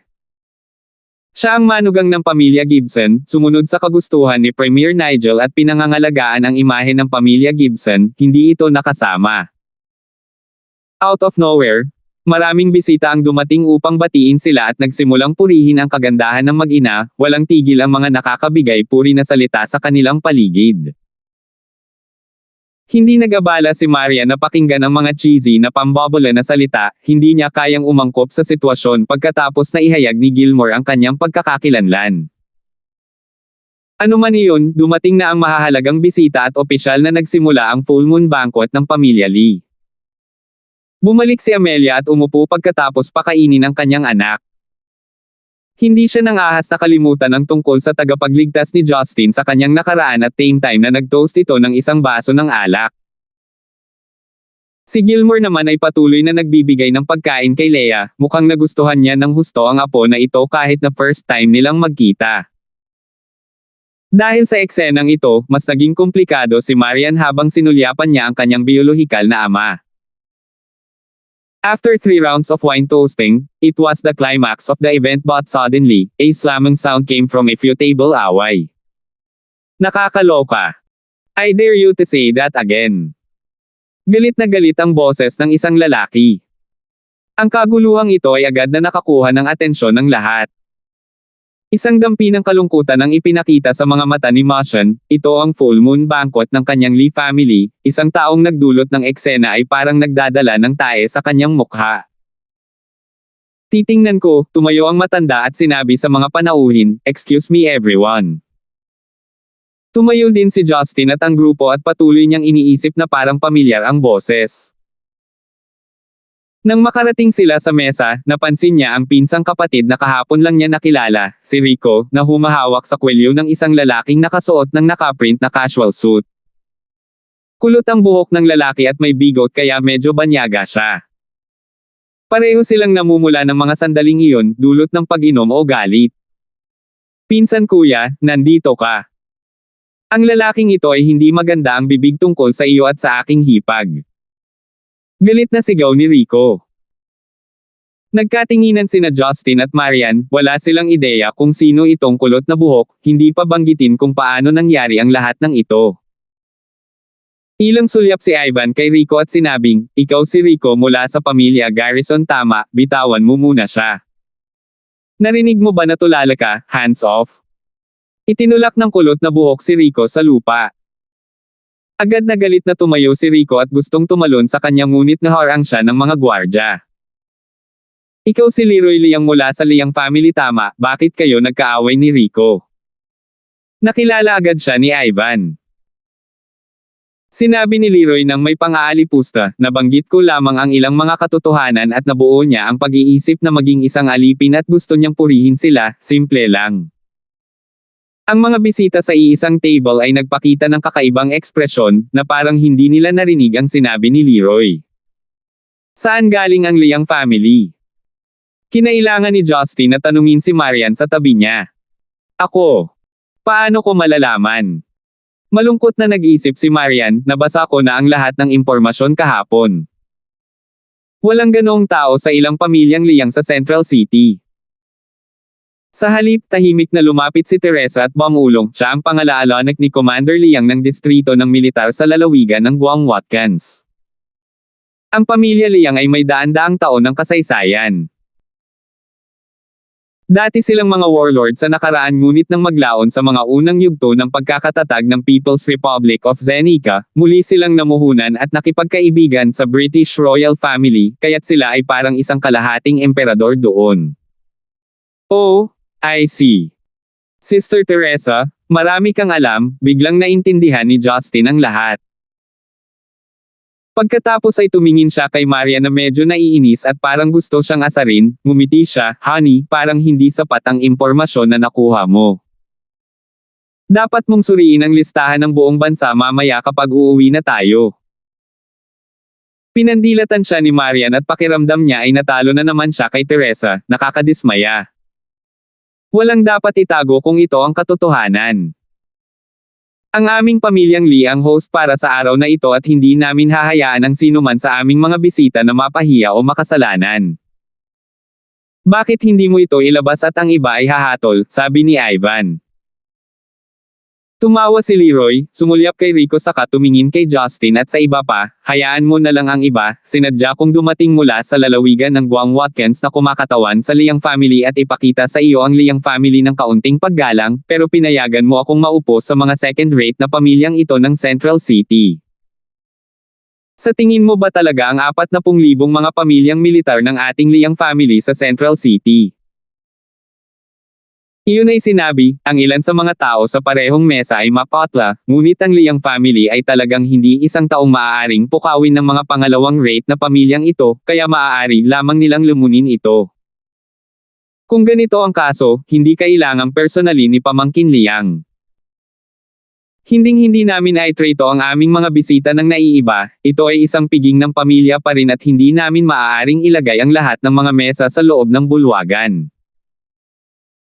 Kaya naman karamihan sa mga kabataan ay inilalagay namin sa isang mesa, hindi ito tungkol sa katayuan ng pamilya kung ano paman, sabi ni Ivan. Tito Lee, huwag kang makinig sa kanyang kalokohan. Masama ang kanyang bibig sa aking pinsan na kapatid na lalaki at hipag. Ang kanyang mga salita ay marumi. Kung hindi ka naniniwala, hilingin sa kanya na sabihin ito muli. Galit na sabi ni Rico.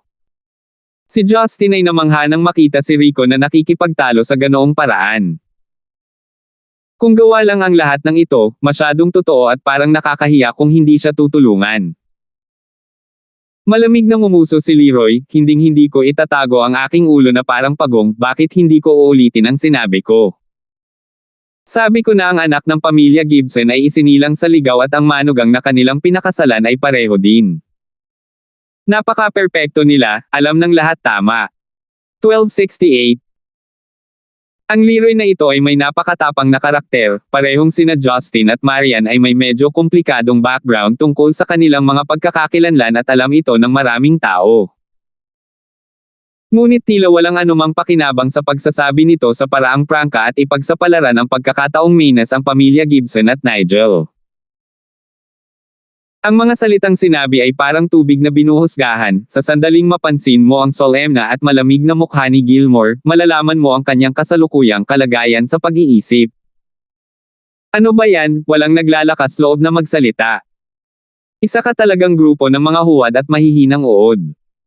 Lahat kayo ay minamaliit ng tingin sa kanila sa inyong mga puso, ngunit narito kayo ngayon ay nambobola sila. Hindi ba kayong lahat ay nakakaramdam ng pagod sa pamumuhay ng ganito? Naiinis na sabi ni Leroy. Nagdilim ang mukha ni Marian, bagamat siya ay galit, ang kanyang mga pahayag ay hindi eksaktong mali, maraming mga tao na naruroon ang tiyak na tumatawa sa kanyang pagkakakilanlan sa kanilang mga puso. Iniunat ni Justin ang kanyang kamay ng may pagkabalisa at niyakap ang kanyang mga balikat, bagamat ang kanyang puso ay nagliliyab na, ngunit kahit papaano ay naramdaman niyang may mali.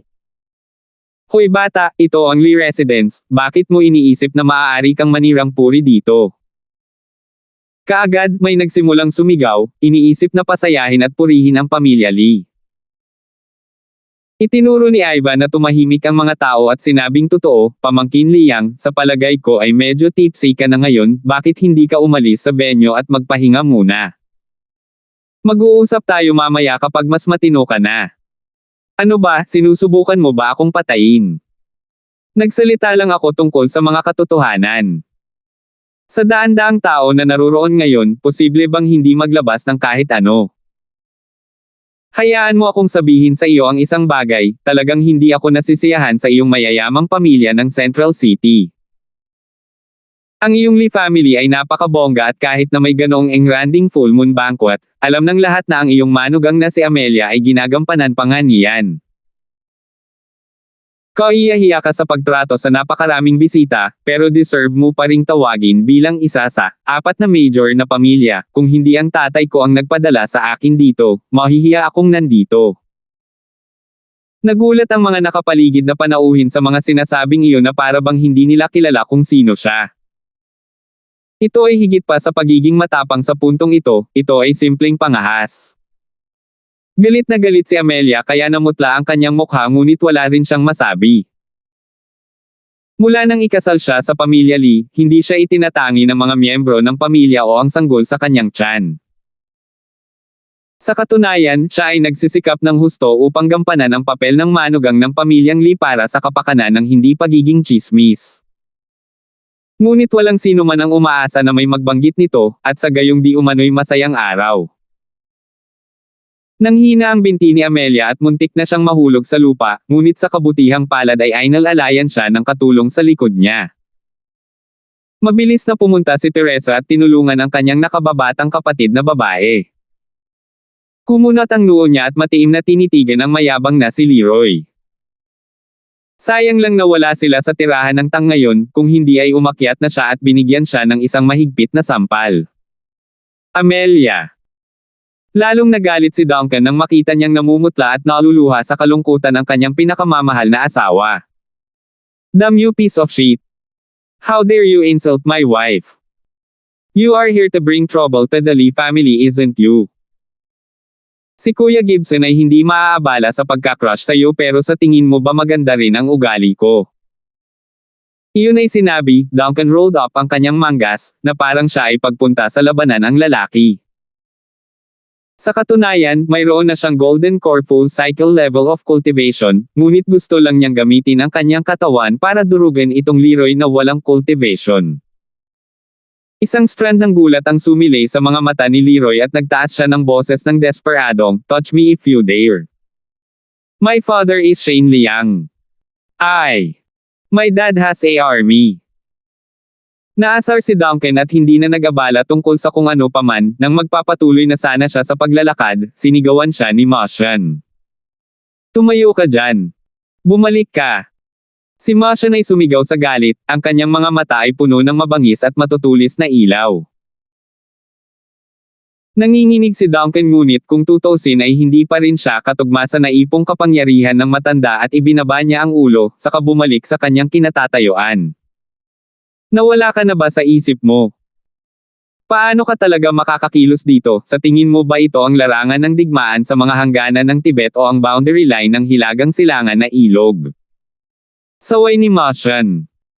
Itinagilid ni Duncan ang kanyang ulo at tumahimik. Sa halip, matagumpay na tumawa si Leroy, ano ba, mahiyain ka ngayon? Hindi mo ba ako gustong suntukin ngayon lang? Nagsasabi lang ako ng katotohanan at hindi ako nagsisinungaling. Kung mamatay ako bukas pagkatapos kumain sa pamilya Lee ngayon, hindi kayo makakatakas dito. Tiyak na ipaghihiganti ako ng tatay ko. Mag-ingat kayo. Iyon ay sinabi, si Leroy ay lumapit kina Justin at Marian, gumuso sa pang-aalipusta at tumalikod na nagpaplanong umalis. Yung apat na malalaking pamilya ha, biro lang, ang mga tao sa Central City lang ang magagawa nyo, pagpapatuloy niya sa paghamon sa kaba ng mga tao bago umalis. Bahagyang iwinagayway ni Masha ang kanyang kamay at maraming hukbo ng espesyal na puwersa ang sumugod at hinaranggan si Leroy. Ano ito, sinusubukan akong patayin. Tumalikod si Leroy. Ang mga matatanda ay dapat humingi ng tawad sa ngalan ng mga bata kapag sila ay nagkamali. Ikaw na maliit na bata mula sa pamilyang Liang ay mananatili sa pamilya Li ngayon, sabi ni Mashan. Ngumisi si Leroy, ano ang nagbibigay sa iyo ng karapatang pigilan ako? Iniisip mo pang ang hayaan ng tatay ko na humingi ng tawad. Sa panaginip mo. Isang grupo ng mga taong nagpapalaki ng mga anak sa labas, bakit natatakot kang mapag-usapan? Isang kislap ng liwanag ang sumilay sa mga mata ni Justin, nang ang lahat ay hindi nagpapansinan, ang kanyang figure ay kumislap at lumitaw sa likod ni Leroy na may isang kamay na nakahawak sa kanyang leeg. Ikaw ba talaga si Leroy? Bahagyang itinaas ni Justin ang kanyang kamay at si Leroy ay itinaas. Patuloy na sinubukan ni Leroy na tumakas mula sa palad ni Justin ngunit wala itong silbi. Namula ang mukha niya at nanggigigil ang ngipin, oo. Ako yan. Bastos ka. Bitawan mo ako. Mukhang hindi ka talaga natatakot sa kamatayan, ngunit tanga ka pa rin, ipinakita ni Justin ang kanyang hangarin na pumatay. Kung hahayaan niyang magpatuloy sa tsismis at masamang bibig ang lalaking ito, magiging duwag siya. Mabilis na lumapit si Ivan at tinapik ang balikat ni Justin pagkatapos ay bumulong, Justin, huwag kang maging walang ingat. Talaga. Irresponsibleng bumulong si Justin. Pagkatapos, ang kanyang kaliwang kamay na nakalaya ay humampas sa ulo ni Leroy na parang sinasampal ang kanyang mukha. Ah! Ang daming babae ang sumigaw. Nang walang anumang paghahanda sa pag-iisip, binasag ni Justin ang ulo ni Leroy gamit ang isang palad. Bumulwak ang dugo mula sa arterya ng kanyang leeg na parang fountain at ang leeg na hinawakan ni Justin ay napilipit at na-deform. Sa isang lupa, isang pool ng pula at puting substance ang naglabas ng init at ang ilan ay nahulog pa sa mga mangkok at plato sa hapagkainan. Si Ivan na nakatayo sa tabi ni Justin ay labis na nagulat. Nakatitig siya kay Justin na natigilan, ibinagsak niya ang katawan sa sahig at ibinaba ang kanyang mga kamay na parang maliit at normal lang ang ginawa niya. Palaging iniisip ng mga tao na dapat nating isaalang-alang ang mga kahihinatnan ng pagpatay sa isang tao, sa katunayan, ang pagpatay ay pagpatay lamang. Ano man ang mangyari pagkatapos mamatay ang tao, iba iyon. Kalmado ang tono ni Justin ngunit parang mga drum beats ang tumatak sa puso ng mga tao sa paligid niya. Ang binata sa harap ng mga tao ay naging mabangis na leon mula sa isang maamong tupa. Sina Mashan at Gilmore ay parehong naningkit ang kanilang mga mata at may sariling mga iniisip. Nakangiti si Duncan sa kasabikan at binigyan si Justin ng thumbs up. Lumingon si Justin, honey, isama mo ang anak natin, pupunta tayo sa zoo para makakita ng mga elepante diba? How? Hindi nag-react si Marian sa oras, ngunit agad na sumagot, oh. Kumunot ang noo ng babae, bagamat nakakadiri, mas sanay na siya ngayon at pinuntahan si Leah. Tuwang-tuwang tumingin ang chubby girl sa kanyang ama, nagningning ang kanyang mga mata na walang bahid ng takot. Ngumiti si Justin kay Ivan, Tito, linisin mo ang lugar. Kung may opinyon ang Liang family, sabihin sa kanila na hanapin ako. Iyon ay sinabi, siya ay lumabas ng pinto at ang mga bisita na kanyang nadaanan ay lahat ng hindi malay ay umatras. Nagkatinginan sina Ivan at Mashan at nagpakita ng bahagyang mapait na ngiti, ngunit nanatiling kalmado pagkatapos. Dahil ginawa ito ni Justin, siguradong may mga plano siya kaya hindi na kailangang mag-overthink at mag-alala ng sobra ang pamilya Lee. Mabilis na dinala ang bangkay ng mga espesyal na ahente at maagang natapos ang piging. Gayunpaman, walang sino man sa pamilya ang hindi nasisiyahan dahil ang piging na ito ay lubhang kapana-panabik at kasiya siya. Habang pinag-uusapan ng lahat ang posibleng kahihinatnan matapos malaman ng pamilya Liang na napatay ang kanilang pangalaalanak, lumitaw ang isang nakakatakot na eksena sa morgue ng ospital ng militar kung saan inilagay ang walang ulo na bangkay. Nang walang laman ang morgue, ang ilang hindi matukoy na kulay abo na mga sinulid ay inilihim mula sa mga capillary ng walang ulong katawan ni Leroy sa kama sa gitna. Ang mga thread na ito ay hindi makapture ng mga surveillance camera, tumagos sila sa mga gaps ng floor tiles sa lupa, kasing bilis ng kidlat. 1269. Matatagpuan sa isang maliit na berdeng kagubatan ilang milya ang layo mula sa ospital ng militar, ang mga kulay abong sutla na sinulid ay lumitaw mula sa lupa. Ang mga sinulid na ito ay unti-unting nagsama-sama at mabilis na nagsanib, nakaumbok at nahubog sa anyo ng tao. Pagkaraan ng ilang sandali, si Lester na nakasuot ng military suit ay lumitaw sa kagubatan na may masamang mukha sa kanyang mukha. Inangat ni Lester ang kanyang ulo at pinaikot ang kanyang katawan ng ilang beses, ang kanyang mga buto ay naglabas ng mga creaking sound. Naglakad siya palabas ng kagubatan pagkatapos ayusin ang kanyang katawan. Hehe. Isang kaakit-akit na tawa ang nagmula sa likod ng kagubatan. Malumanay na sinabi ni Carmela, na may guhit na Gucci sunglass, na nakaupo sa isang maapoy na pulang Porsche 911, masaya bang kumain ng tao? Kumusta ka na sa iyong sarili? Dahan daw ang binuksan ni Lester ang pinto at umupo sa passenger seat, dapat panatilihin ng pamilya Liang ang katawan ni Leroy kaya iniwan ko siya para sa kanila. Sayang, nasira ba? Nanghihinayang sinabi ni Carmela, ang katawan na iyon ay maganda sa akin, maganda at malinis. Hinawakan ni Lester ang baba ng babae gamit ang kanyang daliri at sinabing, ano iyon? Gusto mo ang gwapong iyon? Dapat ko ba siyang kainin para makasama kanya araw-araw? Inilabas niya ang kanyang dila at dinilaan ang daliri ni Lester, pinaikit niya ang kanyang mga mata, hindi kaya, ang gwapong lalaki ay magiging patay na tao pagkatapos mong kainin siya, gusto ko ng buhay. Humph, bitch.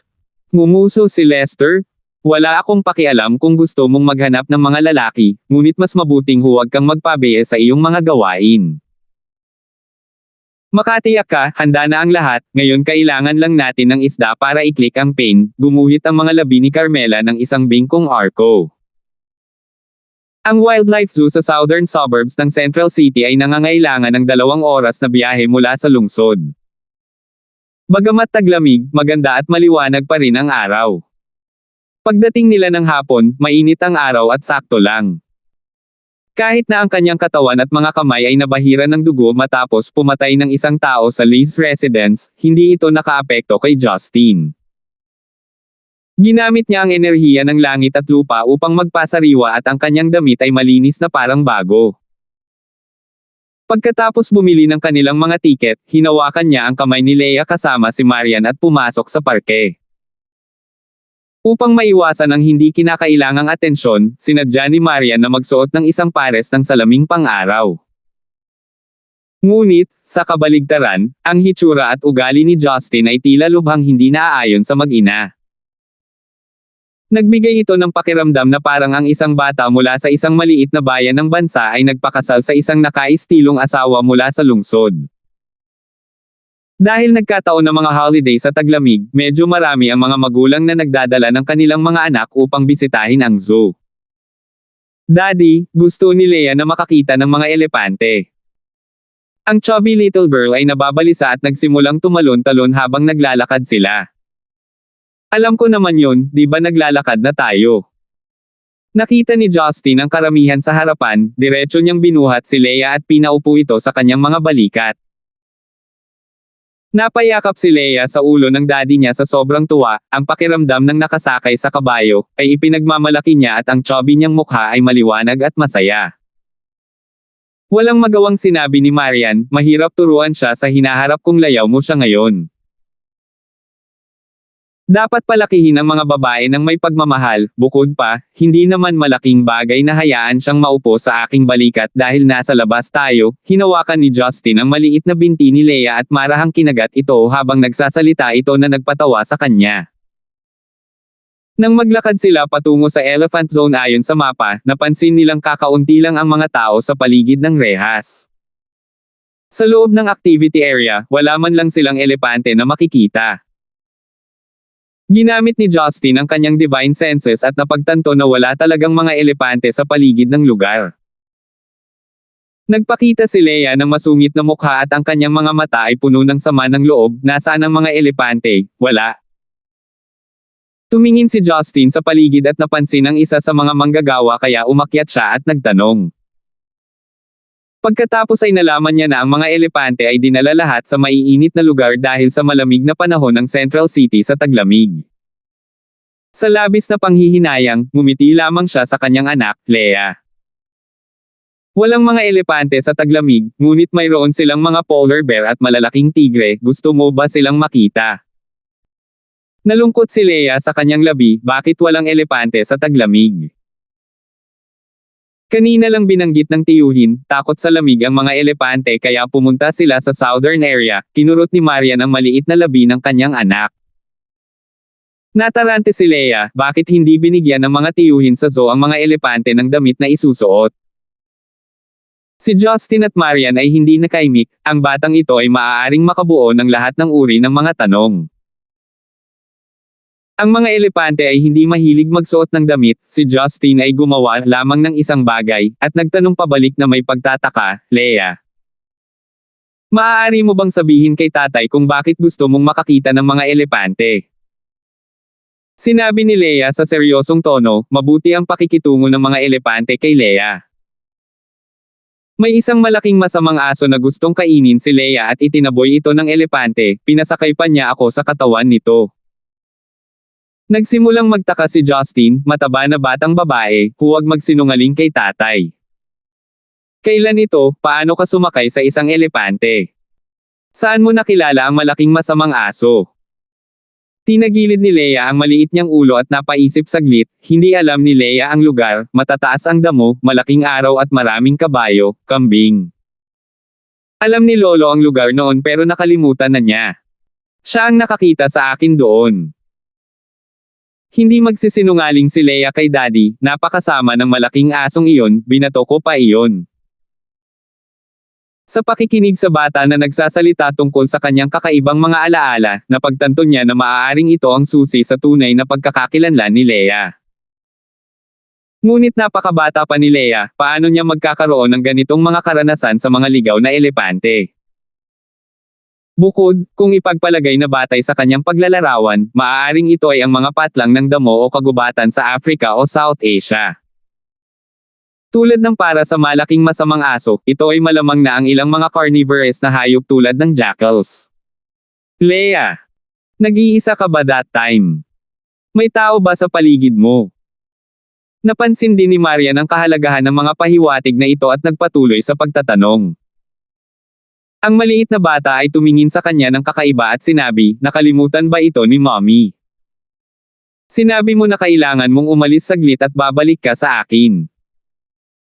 Ngunit si Leia ay gutom na gutom, kaya umalis ako upang maghanap ng pagkain. Mommy, mangyaring huwag magalit kay Leia, hindi na ako tatakas muli. Ako. Itinuro ni Marian ang sarili dahil sa gulat, ngunit napagtanto niya kaagad na inakala pa rin ni Leia na siya ang kanyang biolohikal na ina. Hindi naghinala si Leia at mariin siyang tumango. Baliw na bata, pinigil ni Marian ang kanyang mga luha at ngumiti ng maasim. Binuhat niya si Leia at bumaling kay Justin, wala talaga akong ideya kung sino ang napakalupit na iwan ng bata sa ganoong lugar. Tiningnan ni Justin si Leia nang may pag-iisip at ngumiti, malalaman natin ang katotohanan balang araw, bisitahin muna natin ang mga polar bear.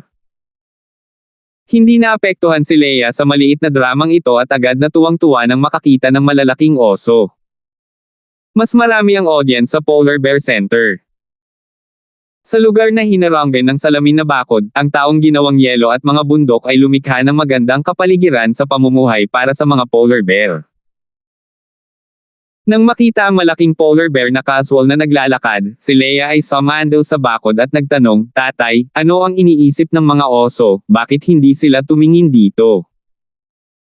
Ngumiti si Marian, baliw na bata, paano malalaman ng daddy mo ang iniisip ng polar bear? Napakunot ng noo si Justin, sino ang nagsabi? Kaya kung makipag-usap sa mga polar bear. Talaga. Tumingin si Leia kay Justin na nagtataka. Nagulat si Marian dahil hindi niya maintindihan, marunong ba si Justin ng bear language. Tumikim si Justin, biglang bumantong hininga at sinigawan ang polar bear na mahigit 10 metro ang layo. Ah! Ah! Ah! Napakataas ng kanyang pitch, ngunit para itong siranggang at sobrang hindi ka nais-nais pakinggan. Hindi nagtagal, tinitingnan ng 12-dosenang mga turista sa kanilang paligid. Pagkatapos ay naunawaan ni Marian, anong uri ng wika ng oso, ito, sumisigaw siya nang wala sa oras. Ngunit ang walang kabuluhang pagsigaw na ito ay nakatawag ng atensyon ng polar bear. Ang malaking iyon ay tumalikod at nalilitong tumingin kay Justin, na para bang hindi nito naiintindihan ang ginagawa ng taong ito. Wow! Nakakausap talaga ni Daddy ang mga polar bear. Masayang pumalakpak si Leia at nagmakaawa, tatay. Turuan mo si Leia kung paano makipag-usap sa malalaking oso. Napangiti si Justin ng may pagmamalaki, madali lang yan, sisigaw si Daddy ng ilang beses at susundan ni Leia, mas malakas mas maganda o hindi tayo maririnig ng polar bear, okay? Okay. Agad namang tumango si Leia. Pagkatapos, nagpatuloy si Justin sa pagsigaw ng malakas at sinundan ni Leia gamit kanyang immature na boses. Ang boses ng mag-ama ang nakakuha ng atensyon ng lahat ng bisita sa kanilang paligid. Nagtawanan sila at tahimik silang hinusgahan. Agad namang namula si Marian, parang mga unggoy ang pinapanood sa kanilang tatlo, nakakahiya. Ngunit sina Justin at Leia ay hindi nahiya at nagpatuloy sa pagsigaw ng masaya. Ang polar bear na iyon ay nakikipagtulungan sa dalawa habang nakatitig sa kanila at sinusubukang alamin kung ano ang nangyayari. Sa wakas ay nakuha na ni Marian ang atensyon at hinaila ang kamay ni Justin, sige. Tumigil ka sa pagsigaw. Lumingon siya at nagtanong, bakit? Hindi mo ba nakikita na napakasaya ni Leia? Lahat ng tao nakatingin. Huwag kang nakakahiya. Sabi ni Marian sa mahinang boses. Tumingin sa paligid si Justin sa mapanuksong mga mata at mukha na iyon sa casual na ikinaway ang kanyang kamay, ano ang dapat katakutin? Hindi ito ang ospital, ang pagsigaw ay hindi ilegal. Dapat nating isipin ang ating sarili bilang mga bata rin kapag inilabas natin sila, o kung hindi, paano natin sila paglaruan. Hanggat ang aking anak na babae ay masaya, wala akong kinalaman kung pagtawanan ako ng ibang tao. Sa sinabi nito, nagpatuloy siya sa pagsigaw dito at doon kasama si Leia. Naiwang tulala si Marian. Gayunpaman, nang makita ang kapanapanabik na ekspresyon ni Justin at ang matingkad na ngiti ng batang babae, sa wakas ay nakompromiso siya. Para siyang natalo ng mag-ama na ito, hinding-hindi niya mapapanalo ang mga ito. Ngunit, nang makita ang matamis at masayang ngiti ng bata at ang pagmamalabos at masungit na hitsura ni Justin, bigla siyang nakaramdam ng init, habang ang kakaibang pakiramdam ng kaligayahan ay bumabalot sa kanya. Pagkaraan ng ilang oras, natigilan ang dalawa sa iba pang mga bisita mula sa kanilang sigawan at sa wakas ay binago ang kanilang larangan ng digmaan sa bundok ng Tigre. Sa kanilang paglalakbay, binuhat ni Justin si Leia sa isang kamay at may hawak na ilang stick ng tanghulo sa kabilang kamay. Isang kagat siya at binigyan si Leia ng isa pa. Ngunit syempre, si Marian ang nagbayad para sa mga ito dahil hindi niya ugali na magdala ng pera. Nang ibigay nito sa kanya ang sugar-coated host, nakaramdam siya ng hiya noong una ngunit patuloy pa rin itong binigay sa kanya kaya wala siyang choice kundi ang kumagat. The sweet and sour taste got her into a love-hate relationship with the man and she glared at him angrily, tapos na ako sa iyo, dinala namin ang bata sa zoo pero parang ikaw ang naglalaro ngayon. Hehe. Commendat si Justin? Marian dear? Alam kong sa tingin mo nakakahiya maging asawa ko pero at the same time, masaya ka. So ano? Gustong-gusto kitang paalisin, pero ang masamang tao mo palagi akong nagagawang mag-atubiling umalis, naiinis din si Marian. Ito ang lakas ko. Carrot sa isang stick ha. Inilibot ni Marian ang kanyang mga mata. Mali, muling itinapat ni Justin ang pulang stick sa labi ng babae na may malawak na ngiti, ito ay isang stick ng sugar-coated hose. Salamat po at sinamahan ninyo ako, ingat lagi mga master.